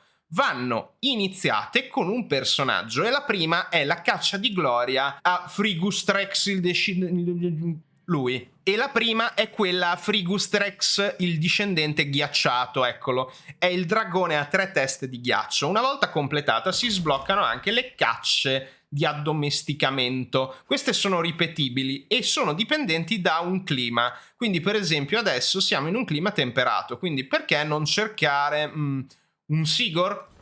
Ok, allora partiamo dal Sigor. Non ve le faccio vedere tutte perché sarebbe veramente estenuante, già il video è lunghissimo. Quello che succede è che avremo 2 fasi ripetibili della caccia. Nella prima dovremo seguire degli eventi in giro per la mappa finché non dovremo poi affrontare una battaglia in carico. Come ricompensa abbiamo, nel caso di Trog, anche sangue di troll, tesoreria, bottino e la reputazione da sventratore, che è un effetto per tutti gli eserciti che aumenta capacità di movimento, velocità di reintegro, entrate derivanti da tutti gli edifici ed esperienza guadagnata dalle unità aumentata. Più un oggetto unico, in questo caso l'occhio gigante di Sigor. Se dovessimo poi rifare la stessa missione di caccia, potremmo addomesticare un Sigor, quindi aumentare le unità messe da parte in una pool specifica relative al Monstrum Arcanum. Quindi tutti i mostri del Monstrum Arcanum possono essere accumulati se continuiamo a fare le cacce. In questo caso abbiamo Trog, vedete, possiamo scegliere fra vari lord attivi. Iniziamo con lui e abbiamo l'evento che è spawnato proprio qua, nella regione adiacente a clima temperato. Tra l'altro abbiamo anche con Trog questo bellissimo tratto, mostruosità temprate, punti salute della barriera più 800 per i mostri del Monstrum Arcanum, attacco corpo a corpo più 8 e vigore infinito per i mostri dal grado 7. Perché lo chiamo Monstrum e non Monstrus? Perché preferisco Monstrum. Se vi dà fastidio mi dispiace. Andiamo avanti. Allora, Wulfric non credo che abbia dei tratti per i mostri Arcanum, no, assolutamente no, mi ricordavo giusto, solo Trog ce l'ha e mi sembra anche corretto. Allora, in questo caso abbiamo iniziato questa caccia, dai, ve le faccio vedere al volo senza soffermarmi troppo sui dettagli. Abbiamo quella per il drago Greshaggoth che ci dà il grande corno del drago, abbiamo il drago Rospo, quindi da Thrones of Decay, ci dà le ghiandole velenose. Poi abbiamo la coccatrice, l'occhio di coccatrice, questa invece da Shadow of Change è di Zinch e ci dà questo oggettino simpatico. Poi abbiamo la manticora che ci dà la coda di manticora, e forse è la peggiore di tutte da cacciare, credo. Cioè la manticora è proprio uno dei mostri, a me non piace, non è mai piaciuto usarlo in generale con nessuna fazione. L'occhio di Sigor, va bene, avevamo già parlato. Il Jabberslite degli uomini bestia e la lingua, abbastanza simpatica la lingua. Non ho provato il vortice, ma deve essere abbastanza fortino perché applica veleno. Interessante. La settima caccia è quella dell'ecatombe, sempre degli uomini bestia. Danno penetrante d'arma, bonus versus grandi, abilità passiva, trae forza dalla carne, che dà guarigione al secondo mentre siamo in corpo a corpo. E abbiamo vita sopra il 50%, le zanne sono simpatiche come oggetto. E poi il Praeton, che è appunto di questo DLC per Slaanesh, le corna di Praeton, resistenza fisica, furia, e le corna che aumentano a noi la disciplina la diminuiscono al nemico. Quindi queste sono le cacce di addomesticamento. Poi, una volta completate queste, possiamo completare anche le cacce trofeo, che sono 3, e non ve le posso far vedere perché sono bloccate, mi dispiace. Quando avremo completato una caccia gloriosa, almeno una, 3 cacce di addomesticamento, almeno fase 1, e 5 cacce al trofeo, otterremo come ricompensa il cacciatore supremo, che diminuisce del 50% la ricarica per i turni necessari al ripristino del Monstrum Arcanum, bonus di resistenza per tutti i mostri, forza aumentata per tutti i mostri, rigenerazione e capacità +2 per tutti i mostri. Le altre cacce di gloria sono per il grande branco fior di sangue, che serve alla tecnologia, infatti, e ci dà anche l'oggetto, è uno stendardo, colpo di grazia furia. E poi l'altra, sempre necessaria alla tecnologia di cui parlavamo prima, è per avere la chimera del grido insanguinato, quindi il reggimento della fama che viene aggiunto alla Norsca, e lo spuntone di chimera suscettibile al fuoco permette attacchi a base di fuoco. E vedete che gli effetti alla fine sono sempre quelli. Quindi questo è il rework alle cacce della Norsca. Un'altra novità alla Norsca sono gli eventi, che non sono relativi soltanto alle cacce, ma che durante le cacce assumono ancora più frequenza, ci danno tantissimi bonus, o che durano qualche turno come in questo caso, o che durano parecchi turni, o addirittura bonus permanenti. Il fatto che abbiano aggiunto tantissimi eventi alla Norsca mi riempie il cuore di gioia, perché questa fazione, come ben saprete se siete qui a nerdare con me nell'approfondimento, aveva bisogno di amore da un sacco di anni, veramente. È stato l'ultimo DLC del primo Total War Warhammer. Comunque in questo caso prendiamo capacità di movimento per 500 monete, tra l'altro vabbè, signori, sto giocando a leggendario molto difficile, 81.000 monete al turno 45, abbiamo tutta la Norsca, non ci ferma nessuno, abbiamo menato Arbal fino a farlo diventare un alleato, ci vogliono tutti bene qua nel caos. Incredibile, incredibile veramente. Pugnale di Zana di Troll, perché tra l'altro ci sono anche tanti nuovi oggetti che sono relativi alle fazioni che sono state reworkate, quindi anche a Slaanesh e gli Alti Elfi, oltre che alla Norsca. Andiamo a vedere. Ecco che siamo già al prossimo turno, c'è un altro evento, questi c'erano anche una volta, che sono invece non positivi ma negativi. Prendiamo meno velocità, dai, siamo belli grossi. Io direi, prima di fare questa bellissima missione, che poi taglierò perché non vi voglio mostrare al 100%, io direi, prima di fare la missione della caccia, di provare la convocazione dell'orda mostruosa. Vedete? Ispeziona le tue forze per selezionare. Questo non era presente prima, carino come pop-upino. E adesso possiamo dire, ok, vogliamo l'orda mostruosa nell'esercito di Trog. Costa 150, siamo a livello 5, quindi era delle bestie. Completiamo e abbiamo... Ecco qua. Abbiamo una valanga di mostri, di tutti i tipi, pure una fauce del terrore che è il vermone nuovo. Quindi non è come avere una WOG, ma quasi. Dura, se non erro, 10 turni e ha una ricarica di 18. Questo è l'evento. Quindi l'apice della caccia, oppure possiamo ritirarci e prendere un malus alla disciplina. E qua abbiamo una battaglia in carico che va fatta, va giocata. Non la possiamo risolvere automaticamente. Ci sono battaglie in carico personalizzate, poi sono ripetibili, quindi toccherà giocarle più e più volte, anche in una campagna sola. Allora, parlando del nuovo eroe per la Norsca, abbiamo l'idiota. Letteralmente. È intelligente quanto un troll di fiume. Tutte le penalità del clima sono annullate. Dai, andiamola a vedere. Eccolo qua, il nobile Fimir che arriva con il DLC. Che cos'ha di unico? In realtà non granché.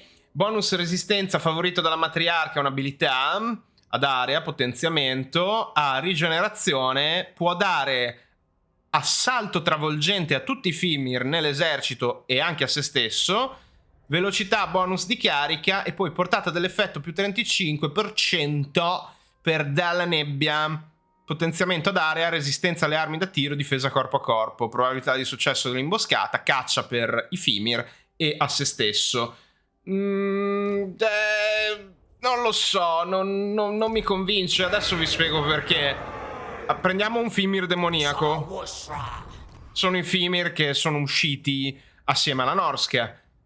Fanno praticamente la stessa cosa, tra l'altro hanno cambiato anche l'effetto che è simpatico adesso con l'icona e tutto. Resistenza agli incantesimi e alle armi da tiro ridotta per i nemici nella provincia locale.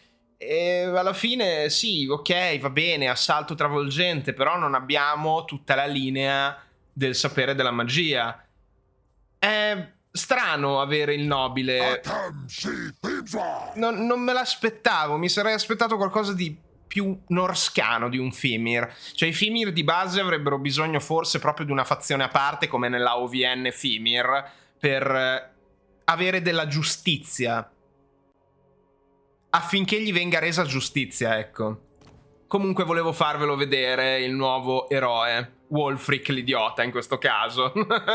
Hanno fatto dei cambiamenti anche ai tratti, però non li ho trovati tutti e sarebbe veramente lunghissimo parlarvene. In chiusura vi parlo dei decreti del saccheggio. Sono 3, ve li ho accennati nello sguardo matto. Il primo è immolazione, costa 100 bottino, ha 5 turni di ricarica, dura 5 turni. Per ogni altare del caos del Segugio, meno 5% costi del reclutamento locali. Invece per il corvo, più 10% velocità di reintegro. Per il serpente, più 5 controllo e più 20 di crescita. E per l'aquila 5 di riserva di poteri dei 20 della magia per turno. Quindi questo è molto utile non quando abbiamo per esempio una provincia di insediamenti come questa, ma una provincia di altari, quindi un insediamento principale e tanti altari, per dire. Poi abbiamo depredazioni, costa 50 di ordine pubblico e ha una ricarica di 5 turni, dura 5 turni. Quando attivato aggiunge 250 monete alla tesoreria, aggiunge 1500 alla tesoreria per ogni insediamento straniero nella provincia, che è questa la parte forte, e capacità di movimento aumentata del 20% per gli eserciti che iniziano il turno in questa provincia e meno 15 di controllo in questi 5 turni.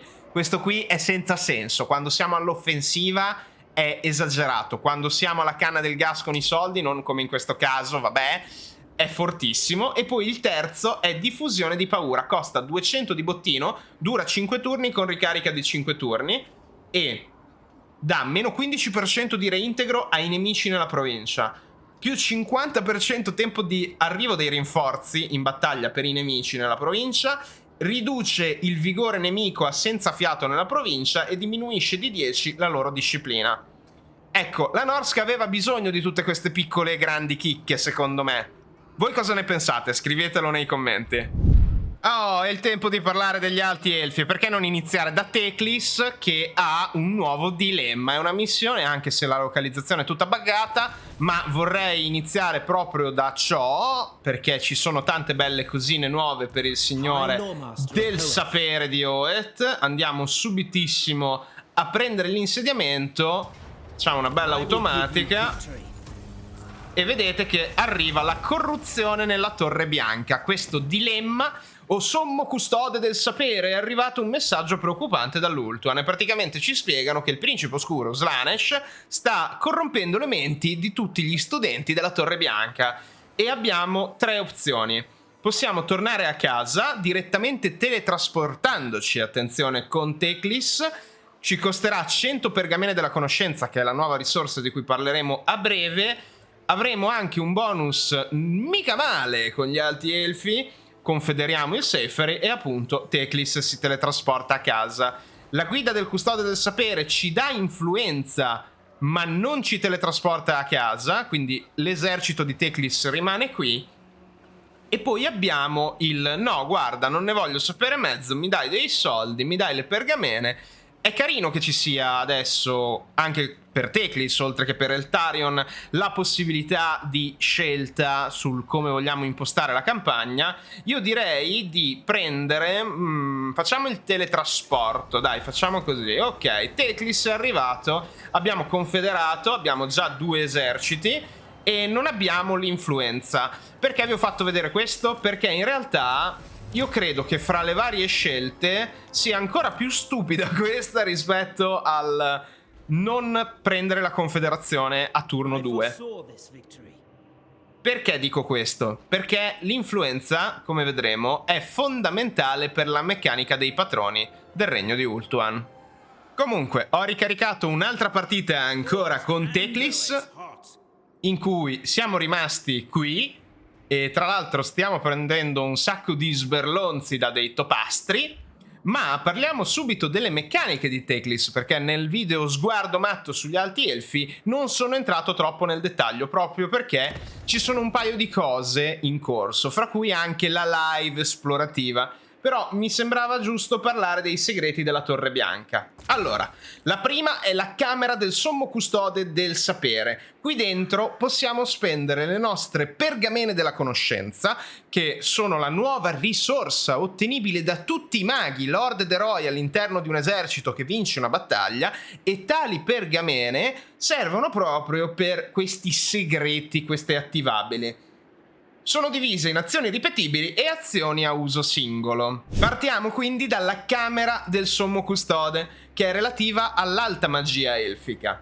Qui abbiamo sia l'abilità dell'esercito temporale di Thorsen, sia tempo incontrollato, 200 maledettissime pergamene della conoscenza, e dura solo 3 turni, quindi non abbiamo sempre questi incantesimi a disposizione, soprattutto nelle prime fasi della partita.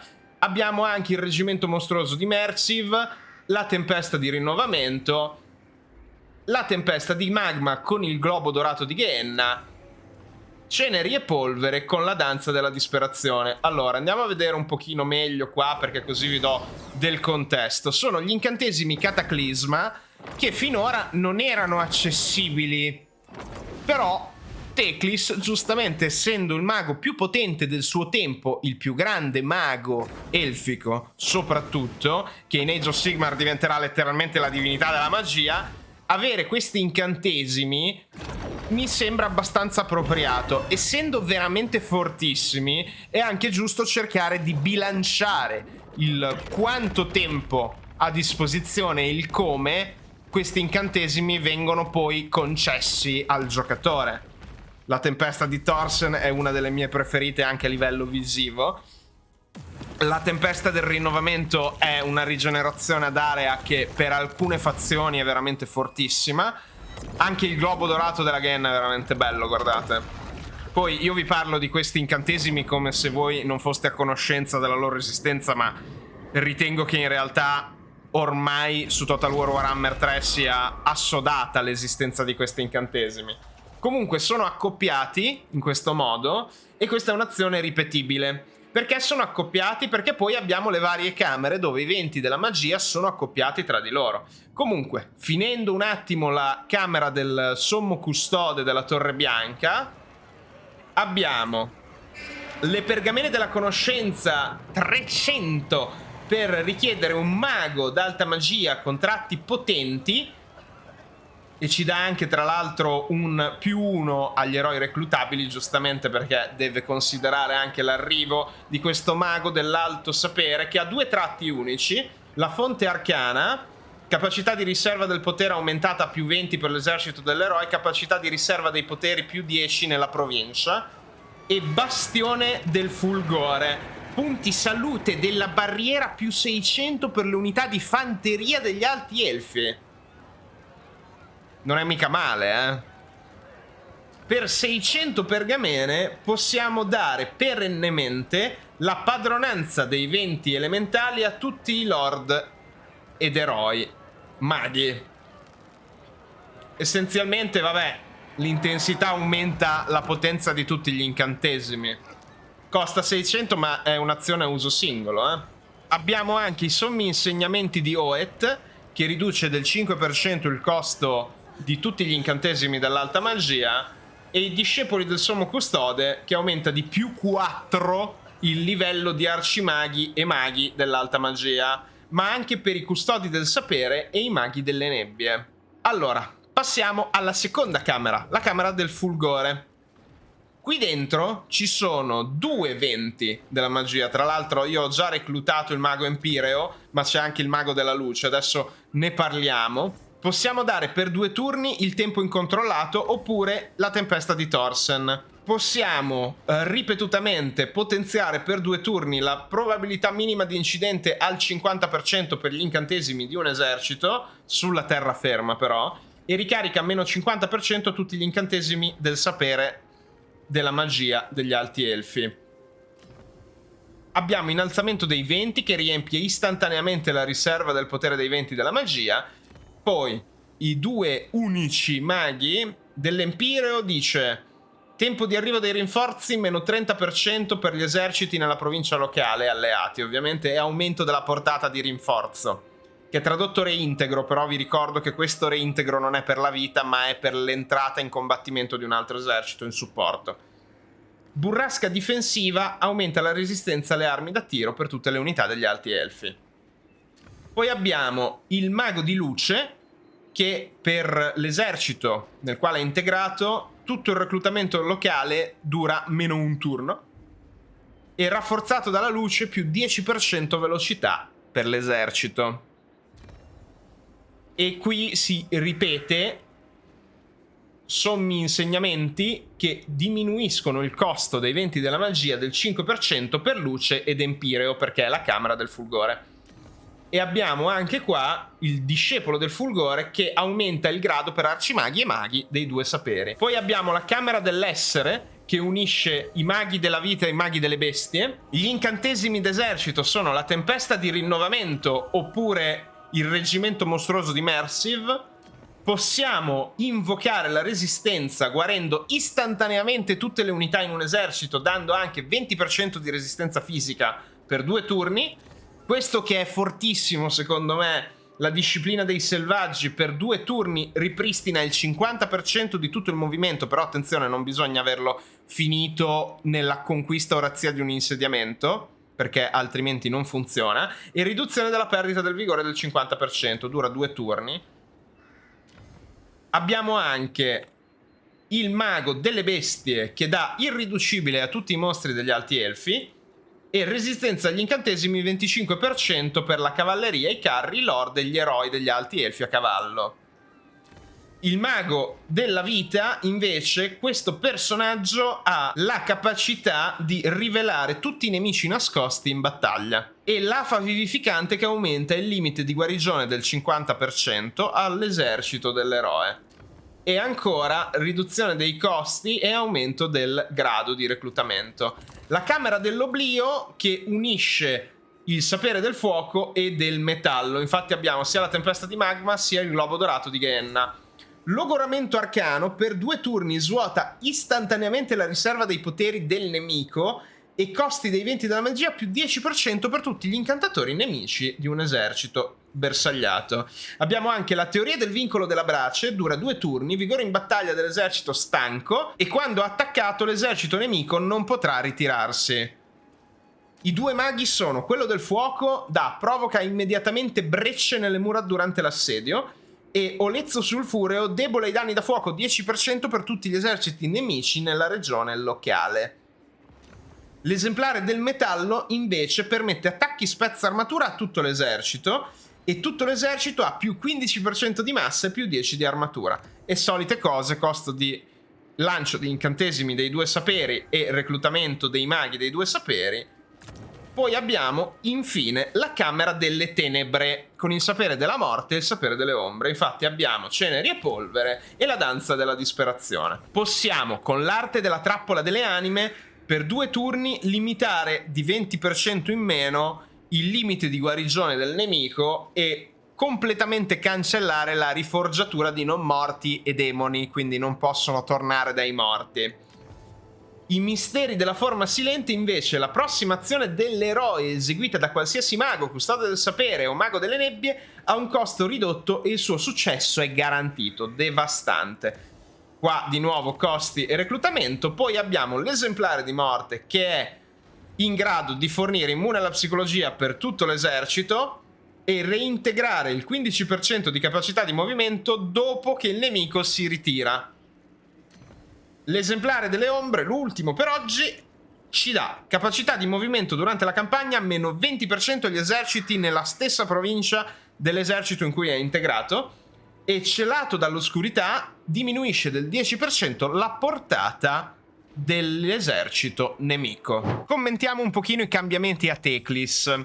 Allora, qui ovviamente alcune cose ancora mancano di localizzazione, sono stati cambiati i suoi incantesimi, non tutti, quindi sempre Stormo del Fato, semplicemente non ha più le fiamme per le armi, l'incantesimo che dà attacco da fuoco, ma il manto di fiamma, che secondo me è una buona scelta, la rete di Antioch, il morbo dell'anima, catena di fulmini, ricrescita e fiamma della Fenice, che sostituisce la palla di fuoco. Bene ma non benissimo, insomma non è che non sia il top, però mi aspettavo qualcosina di più. Magari la possibilità di scegliere di lanciare fra più scuole, saperi della magia, incantesimi differenti. Non sono tanti incantesimi, è questo il punto. Però vabbè, dai. Comunque ce lo facciamo andare bene, soprattutto perché ha tutte le passive di lancio. Anche se ha meno scelta di lancio di incantesimi, ha tutte le passive. I suoi punti sono rimasti praticamente gli stessi, circa, quindi non è cambiato chissà quanto Teclis, ha sempre la pozione di Charoi e il suo tratto ha incantesimo infuso, la palla di fuoco, che appunto diventa la fiamma della Fenice, e ha padronanza dei venti elementali. A livello di oggetti, abbiamo già visto, sono sempre i soliti. Penso abbiano cambiato giusto 2 cose a livello di statistiche, ma niente di realmente importante. Passiamo adesso a Tyrion, così vi posso parlare di tutte le grandi novità per gli alti elfi al dettaglio. Tra l'altro qui abbiamo un bellissimo tratto acquisito, benedizione della dama, quindi di Ladriel.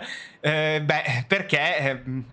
ve lo faccio vedere. Non vi faccio vedere Caradrian perché in realtà conservo tutti eroi leggendari eccetera del DLC per quando potrò parlarvi di Aislind, Kale e Sale. Però l'ha acquisito lui, quindi vabbè, giusto per farvelo vedere, perché al Tempio di Azurian è poppato questo luogo insolito, la tomba del Cavaliere del Graal. Vabbè, ce lo facciamo andare bene. Allora, come potete vedere, 73 turni con gli alti elfi, Tyrion nello specifico, e siamo andati alla grandissima, ma non vi voglio parlare di come è andata questa campagna leggendaria molto difficile, ma di quello che effettivamente c'è di nuovo. Partiamo dal campione dell'Ultuan. Ve ne ho già accennato nello sguardo matto, entriamo un pochino più nel dettaglio. Allora, l'armata di rifornimento dura 5 turni, gli eserciti si ripristinano in territorio straniero, hanno un bonus alla capacità di movimento, bonus al reintegro delle vittime e anche il 50% in più di munizioni. È gigantesco questo potere. Abbiamo il soccorso della guarnigione, che anche questo è molto interessante. Vorrei farvelo vedere un pochino meglio. Qua un fronte contro gli elfi oscuri, molto lore friendly, quindi magari lo faremo qua. Quello che dice è: la guarnigione dell'insediamento della regione bersaglio viene ripristinata alla sua piena forza. 10.000 scorte difensive da subito, è incredibile. Attacco corpo a corpo, difesa corpo a corpo e raffica interminabile per le unità da tiro. Allora, per esempio, prendiamo colonna nera, anzi Kawark, perché era qua. Esatto, Kawark è messa malissimo la guarnigione. Allora, facciamo una cosa, andiamo a colonna nera, così magari questo dovrebbe essere Sigvald. Vedete che tra l'altro ha un lord campione prescelto, asceso, principe del caos di Slaanesh. Prendiamo Kawark, ok? Facciamo anche una cosa simpatica. Dichiariamo guerra agli Agol. Non si schierano i suoi alleati, che codardi. Bene, Kawark, dite, vabbè, è messa veramente male questa guarnigione. Allora usiamo il soccorso. Usiamo e dura 5 turni il tempo di recupero. L'imperativo è stato emanato. Vedete? Le seguenti unità riceveranno dei bonus riguardanti alla raffica interminabile, quindi recuperano ammo. E adesso la nostra guarnigione è di nuovo full vita. Molto molto forte. Abbiamo anche la milizia elfica. La regione bersaglio schiera un esercito milizia di dimensioni pari alla sua guarnigione e che si va a deteriorare nel tempo. Allora, questo secondo me andrebbe utilizzato in insediamenti con veramente tanta guarnigione e che magari andiamo ad utilizzare. Abbiamo un fronte aperto da qualche parte. Picco del tiranno molto fitting, ma no, direi di no, perché qua ho confederato, fatto una bella confederazione con Teclis, parleremo anche di ciò. Dai, io volevo fare una prova. Facciamola qua.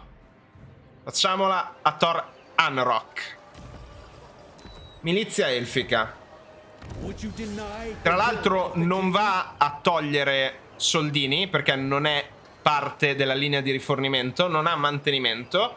È un esercitino veramente standard. Però per esempio possiamo andare a fare degli incontri marittimi, quindi anche prendere dei bonus e usarlo come un esercito normalissimo.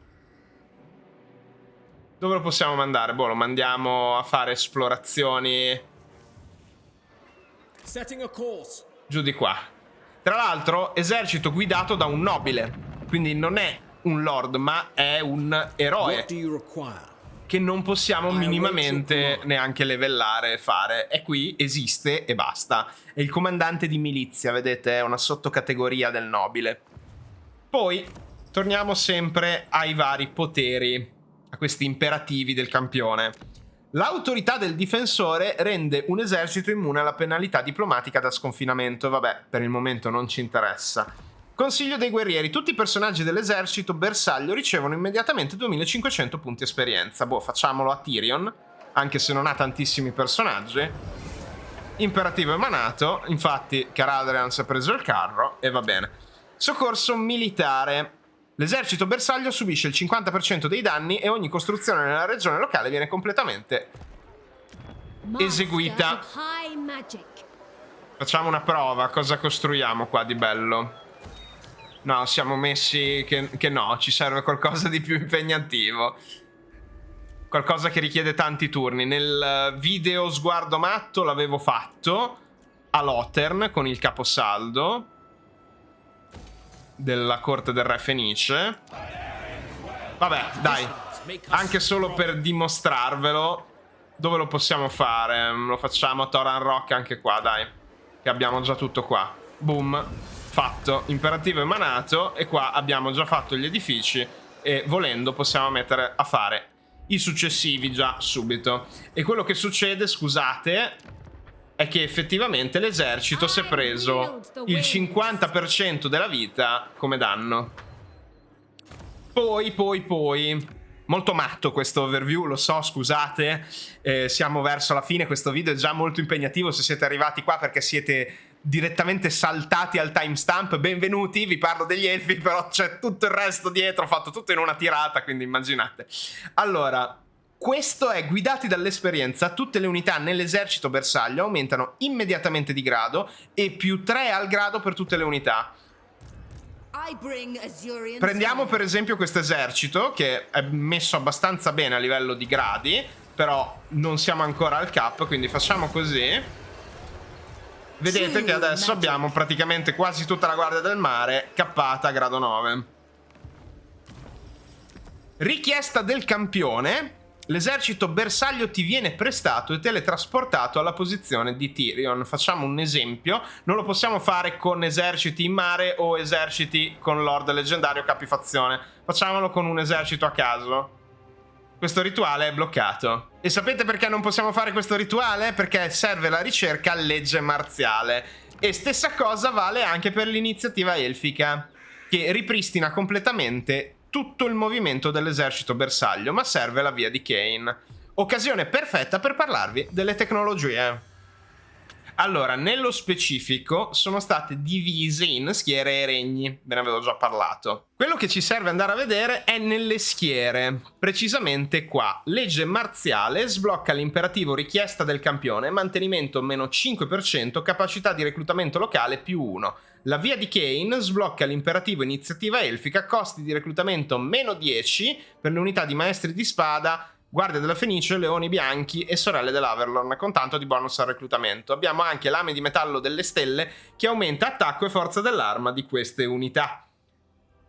Perché noi nelle schiere abbiamo tutte le classiche tecnologie, come la dunata infinita, per il costo di reclutamento della fanteria di base e l'aumento della disciplina, l'armamento di Itilmar che aumenta l'armatura e la velocità di praticamente tutte le unità di fanteria corpo a corpo e da tiro degli elfi, l'abilità con arco che aumenta la riduzione del tempo di ricarica Muro di lance, difesa corpo a corpo per tutte le unità che hanno lance e basta, perché in realtà si applica anche a chi non ha uno scudo, stavo per dire lancia e scudo, ma si applica anche alle guardie del mare di Lothern senza scudo.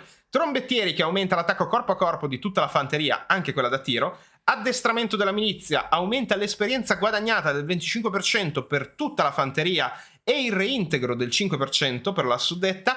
Maestri forgiatori di Vol, mantenimento ridotto e bonus aumentato per tutti gli arcieri. Frecce perfette, quindi più munizioni e più potenza da tiro per gli arcieri elfici. Frecce dalla punta larga, aumenta i danni da proiettile penetrante +1, quindi flat per tutti gli arcieri, e ha un +10% di portata per le unità da tiro. Milizia esperta, munizioni con bonus contro la fanteria per le unità guardia del mare di Lothern, arcieri, sorelle, guerrieri ombra e uomini ombra, e bonus contro grandi per i lancieri, le guardie del mare e la guardia argentea. Poi di nuovo la legge marziale l'avevamo già visto. Abbiamo la parte relativa alla nobiltà, che aumenta disciplina, attacco e difesa corpo a corpo per lord ed eroi integrati. Manovra gerarchica, che diminuisce i costi d'azione degli eroi, aumenta le probabilità di successo delle azioni, riducendo invece anche le azioni nemiche in probabilità di successo. Aumenta del 5% le risorse commerciabili prodotte. Campioni dei nobili natali, aumenta di 2 il bonus del lord al reclutamento e +3 per gli eroi. Campioni d'elite, aumenta del 10% a tutti i personaggi l'esperienza guadagnata, riduce di 1 il tempo da ferito per tutti i personaggi e aumenta di 50 i danni penetranti per i lord e gli eroi. Non lancia incantesimi. Scusate, lapsus. Navigazione riguarda appunto le truppe della Guardia del Mare. Costi di reclutamento e bonus grado. Reclutamento dei coloni, mantenimento ridotto e reintegro aumentato. Creature marine, prima tecnologia che ha a che fare con le nuove unità elementali del mare, quindi resistenza per oceanidi ed elementali aumentato del 10% contro le unità da tiro. Entrate derivanti dai porti 10%. Attacco corpo a corpo +5 per le unità di oceanidi ed elementali del mare. Colossi dei mari invece va a potenziare i Wyrm marini. Quando si è in attacco, +4 corpo a corpo a tutte le unità. Attacco corpo a corpo e difesa aumentato di 5 per i Wyrm e resistenza fisica del 5% aumentata. Abbiamo le selle per la schermaglia, anche se io sfido chiunque ad usare della cavalleria, anche i principi drago con gli alti elfi, però è un'ottima serie di tecnologie perché riduce il mantenimento, aumenta la velocità e la riduzione del tempo di ricarica è aumentata per gli arcieri a cavallo. Abbiamo la bardatura leggera per la cavalleria che aumenta armatura e difesa corpo a corpo, i voti di fedeltà che aumentano la carica e l'attacco corpo a corpo, signore dei cavalli, riduzione della perdita di vigore del 50% per tutta la cavalleria, aumento della resistenza del 10% alle armi da tiro. Abbiamo anche le botteghe elfiche per le munizioni di ricambio, che aumenta la quantità totale di munizioni per tutto ciò che è artiglieria, quindi comprese anche le nuove bellissime falciacielo, tagliacielo in realtà, Skycutter, le tagliacielo di Lothern anche senza le baliste, però è pensato principalmente alla riduzione del tempo di ricarica aumentata principalmente per ciò che è appunto da tiro, arma da guerra, anche i carri del tirano che vedete. Inni dei carri, aumenta la massa del 10% per i carri volanti e a terra, anche quelli dei leoni. Attributo fiancheggiatore devastante per tutte le unità di carre. Abilità proiettili rompiscudi per le tagliacieli di Lothern con baliste e non, e le baliste artiglio, e anche la potenza di tiro delle baliste e dei carri. Logistica di fabbricazione, aumenta di +1 il reclutamento globale e di -1 la durata del reclutamento globale. Boschi, sensi acuti, anche qua ci sarebbe da dire che molte di queste unità non vengono reclutate, con l'esclusione forse dei leoni bianchi, guerrieri però non i miccioni. Sensi acuti, aumenta di 10 la disciplina per le unità di grandi aquile e leoni, di 5% la velocità dei suddetti ma anche della fanteria e +5 attacco corpo a corpo per tutte queste unità. Istinto da cacciatore soltanto per i leoni bianchi del Crace, l'8% di velocità, attacco corpo a corpo +5, protezione di Kurnos, il dio della caccia, resistenza 5% fisica per le unità qui intese, anche le sorelle dell'Averlorn, e velocità di reintegro 5%. Forza dell'Averlorn, attributo difesa contro le cariche anche per le eroine ancelle, non è scritto ma suppongo che anche loro beneficino di questo tratto, meno che non l'abbiano cambiato. Munizioni aumentate e tempo di riduzione aumentato. Facciamo il grande archivio. Studi arcani. Riserva del potere dei venti aumentato di 3 per turno e più 10 per tutti gli eserciti in capacità di riserva. Alleati degli elementi, più disciplina, velocità e difesa corpo a corpo per tutte queste unità. Quindi fenici, elementali e Wyrm.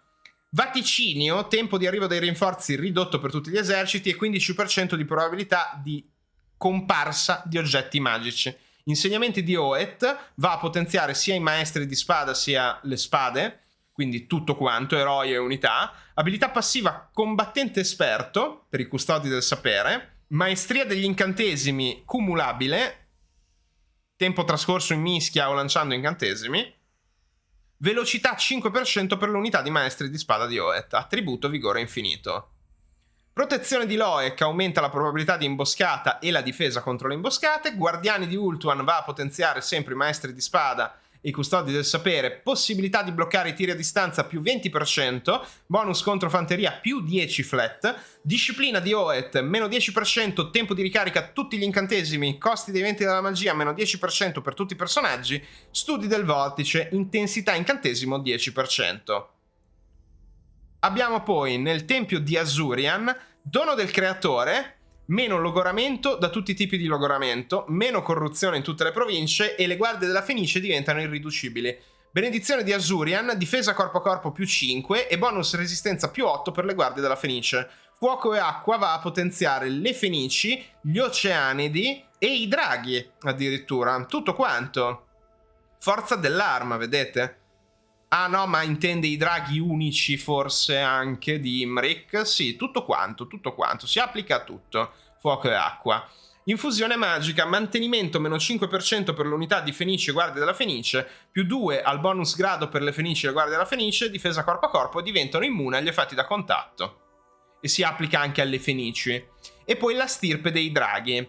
Mantenimento ridotto del 5% per i principi drago e i draghi hanno immunità all'aggiramento. Offerte dei draghi, armatura più 10 per le unità di draghi, velocità più 10% per i draghi, massa più 15 anche per i principi drago, non solo per i draghi, protezione degli antichi covi, un bonus più 2 al reclutamento dei draghi, attacco corpo a corpo più 5 per tutte le unità di draghi, protezione di Vol, resistenza delle armi da tiro 5% per i draghi e difesa corpo a corpo più 5 anche per i principi drago. Queste erano le schiere, quindi questa era tutta la parte militare. Andiamo alla parte infrastrutturale, non è mica finita. Allora, come prima, quello che bisogna fare è investire nei progressi commerciali che ci danno un bonus anche abbastanza irrisorio a ciò che produciamo. Dopodiché possiamo sbloccare queste tecnologie una volta che costruiremo a livello 3 gli edifici relativi alla risorsa commerciale di riferimento. Per esempio, l'incastonatura di gemme richiede la miniera dei tagliatori di gemme al livello finale. Introiti dagli edifici delle attività produttive più 10%. Riserva di marmo serve il marmo e così via. Durano un turno. Costo di costruzione in questo caso ridotto per gli edifici. L'alchimista richiede, se non ricordo male, le erbe medicinali, velocità di reintegro delle vittime. Forni di porcellana appunto richiede i forni, la terracotta, introiti derivati dalla capitale della provincia. Affreschi stravaganti servono le tintorie. Entrate derivanti dagli edifici di intrattenimento aumentati al 10%. Qui il vino, festività mensili, più 2 controllo, più 5 disciplina. Le armi magnifiche. Il ferro, se ricordo bene, danni penetranti più 4 per queste unità, che sono tutte le unità abbastanza più di tier elevato, ecco. Scorte di pesce, crescita e entrate dai porti, questo è il sale.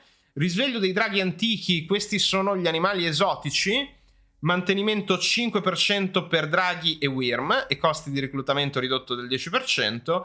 Contratti commerciali con l'Oriente sono le spezie, più 10% risorse commerciabili prodotte, che alla fine vedete ci sono un sacco di bonus, quindi questo bonus diventa sempre più grosso alla fine della fiera. Richiamo dei destrieri, qui servono appunto i pascoli e abbiamo velocità aumentata anche per le tagliacieli e i carri, non solo per la cavalleria, e la costruzione in legno massiccio, appunto il legno, armature più 10 per carri e tagliacieli e difesa corpo a corpo più 5.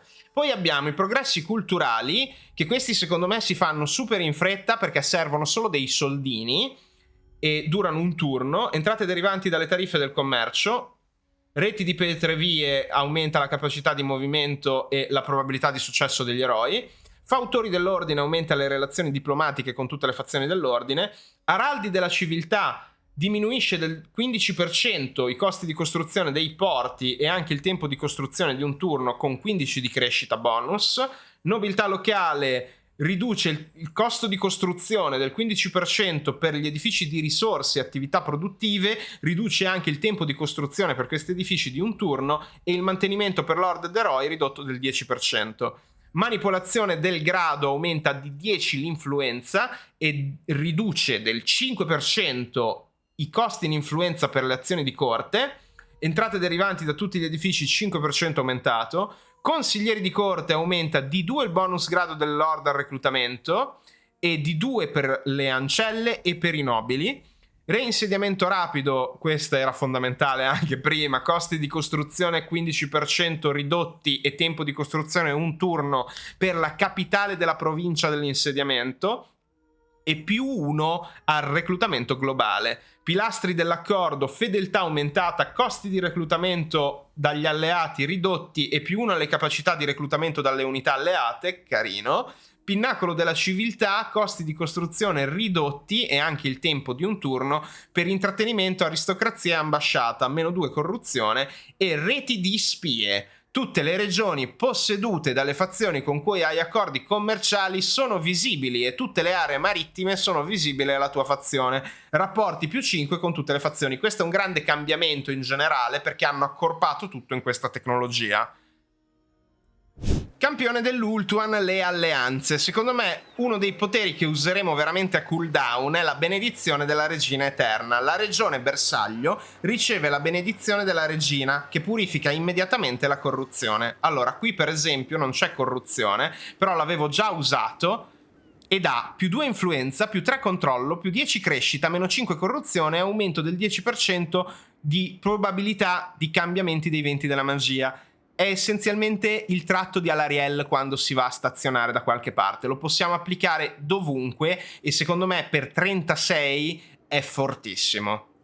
Poi abbiamo Drago Ardente, l'esercito bersaglio, però deve essere nemico, subisce il 30% dei danni alla vita, limite di guarigione e velocità di reintegro bloccata praticamente al 50%. L'imboscata dei guerrieri ombra dice per 2 turni con ricarica di 10, possibilità di bloccare i tiri a distanza ridotta del 20%, disattivato il movimento in campagna, -10 disciplina e difesa corpo a corpo per il bersaglio nemico. Sostegno della torre bianca, anche questo l'avevo già usato, ma mi sa che è scaduto. Abilità dell'esercito apoteosi, mano della gloria e tempesta per l'esercito bersaglio. Lo usiamo di nuovo, esatto, era scaduto, l'avevo usato prima.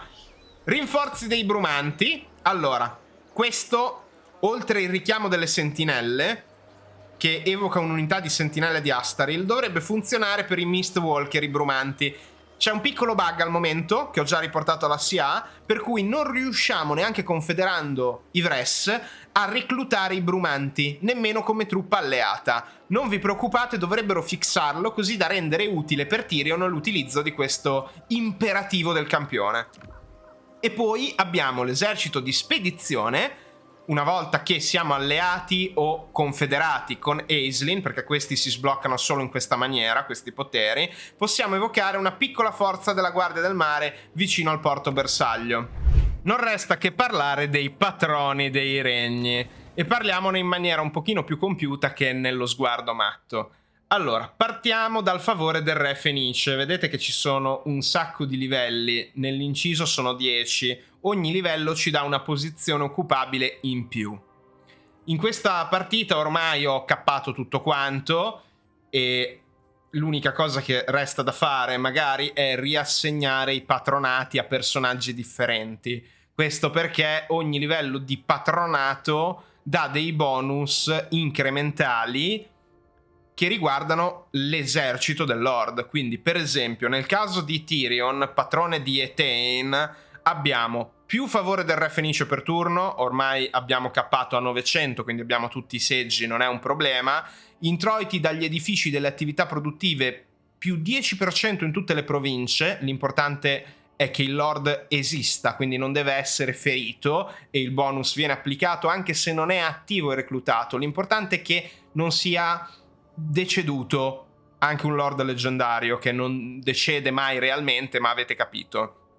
Effetto dell'aura del personaggio aumentato, dimensione del raggio di influenza sulla disciplina aumentata del 100% e in questo caso attacco corpo a corpo più 10 per le unità di guardia della Fenice, resistenza alle armi da tiro 15% per le Fenici, motivo per cui Tyrion nel suo esercito è andato completamente Asurian nella mia partita. Ho soltanto Fenici e guardie della Fenice, perché lui è patrono di Etain dall'inizio della partita, quindi è molto settoriale, ma sicuramente molto utile avere questi patronaggi il più alto possibile subito, anche perché, come vi specificavo nel video sguardo matto, soltanto a livello 3 è perennemente immune dallo spodestamento da parte delle altre IA elfiche. Suppongo che funzioni anche in multiplayer, quindi se si fa una co-op o una versus e ci sono due alti elfi, c'è comunque l'interazione offensiva per andare a spodestare un patrono, a meno che non ci sia l'immunità.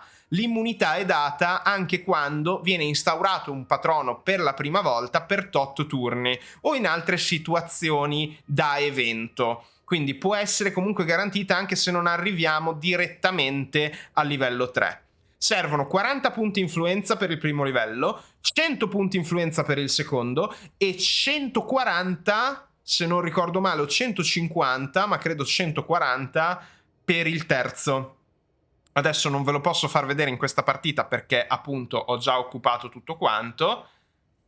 Questa era l'Etain e l'Etain nella parte unità di corte qui non risulta perché siamo noi giocatori dell'Etain, ma quello che serve per confederare Tyrion è possedere il patronato sia dell'Etain sia del Illyrion, quindi bisogna avere questi due interni per ottenere la possibilità di confederare Tyrion.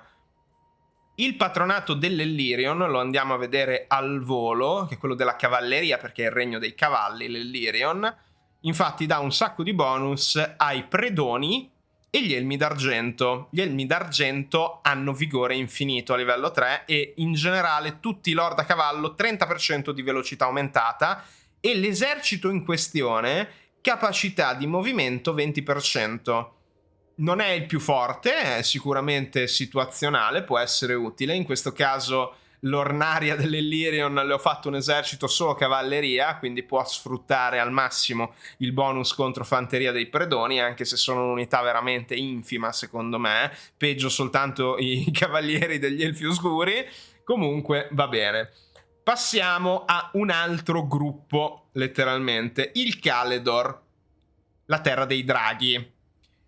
Permette attacchi spezza armature per le unità principi drago, esercito del Lord, probabilità che compaiano oggetti magici dopo una battaglia più 30%, danni penetranti d'arma 50, attributo spaccamuri per i draghi.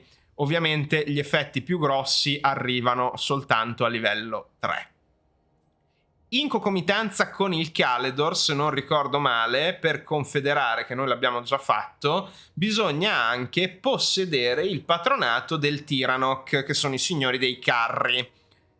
E andiamo a vedere direttamente il livello 3. Mantenimento meno 15% per l'esercito del Lord, permette attacchi a base di fuoco per le unità di carri del Tyrannoch, attributo carica gloriosa per i carri di Itilmar, esagerato, e 50% di bonus carica a tutto l'esercito in attacco. Perfetto, cioè è veramente super. Andiamo a vedere anche l'ordine dei custodi del sapere, che richiedono, attenzione, non ve lo aspettereste mai, oltre il Saferi, che è interessante questo ruolo da patrono, mantello, tra l'altro vedete mantello, egida e poi diventa guardiano.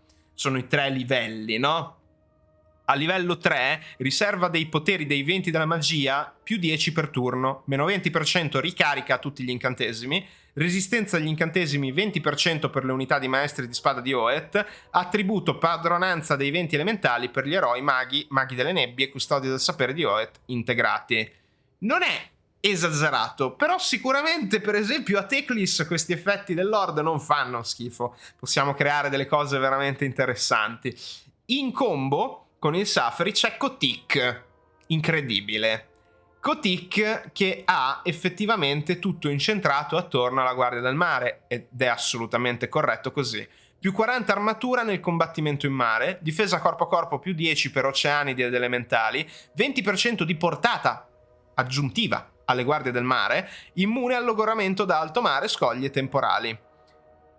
Ci sta, secondo me, e vi stupirà, ma non serve per confederare la fazione di Aislinn. Per confederarla bisogna avere 7 di favore con il re Fenice e 3 colonie elfiche. Io mi sarei aspettato Kotik, invece non c'entra nulla. Passiamo a Yvresse, che è divisa in 2 parti. Anche questo non me lo aspettavo, hanno fatto sicuramente bene. Yvresse meridionale, che riguarda le tagliacielo e le aquile, infatti più 20 armatura per le grandi aquile, più 2 controllo in tutte le province, più 20 difesa corpo a corpo quando si difende. Non è specificato, quindi immagino che sia faction wide questo bonus, e non ho controllato. In realtà è riduzione del tempo di ricarica 20% per le tagliaceli. E poi abbiamo Yvresse settentrionale, dove c'è proprio Tor Yvresse, e attenzione, qui abbiamo 20 di armatura aumentata per lancieri, guardie del mare di Lothern, guardia argentea, guardia della guglia di Tor Yvresse e sentinelle di Astaril, che sono i Mistwalker, i brumanti. Anche munizioni aumentate del 100% per le baliste artiglio d'aquila e resistenza fisica 20% durante le battaglie d'assedio. Unità di corte, Yvresse potremmo già confederarla. Non lo sto facendo per un insieme di ragioni, però vedete, è molto semplice, basta avere entrambe le Yvresse. Voliamo nel Crace, perché con il Crace poi possiamo passare anche a Nagarythe e Avelorn. Il patronato di Crace che io ho dato ovviamente ad Alistair, però va bene, potete anche darlo a qualcun altro, ci sta secondo me perché lui buffa tantissimo i leoni, quindi tanto vale dargli altri buff.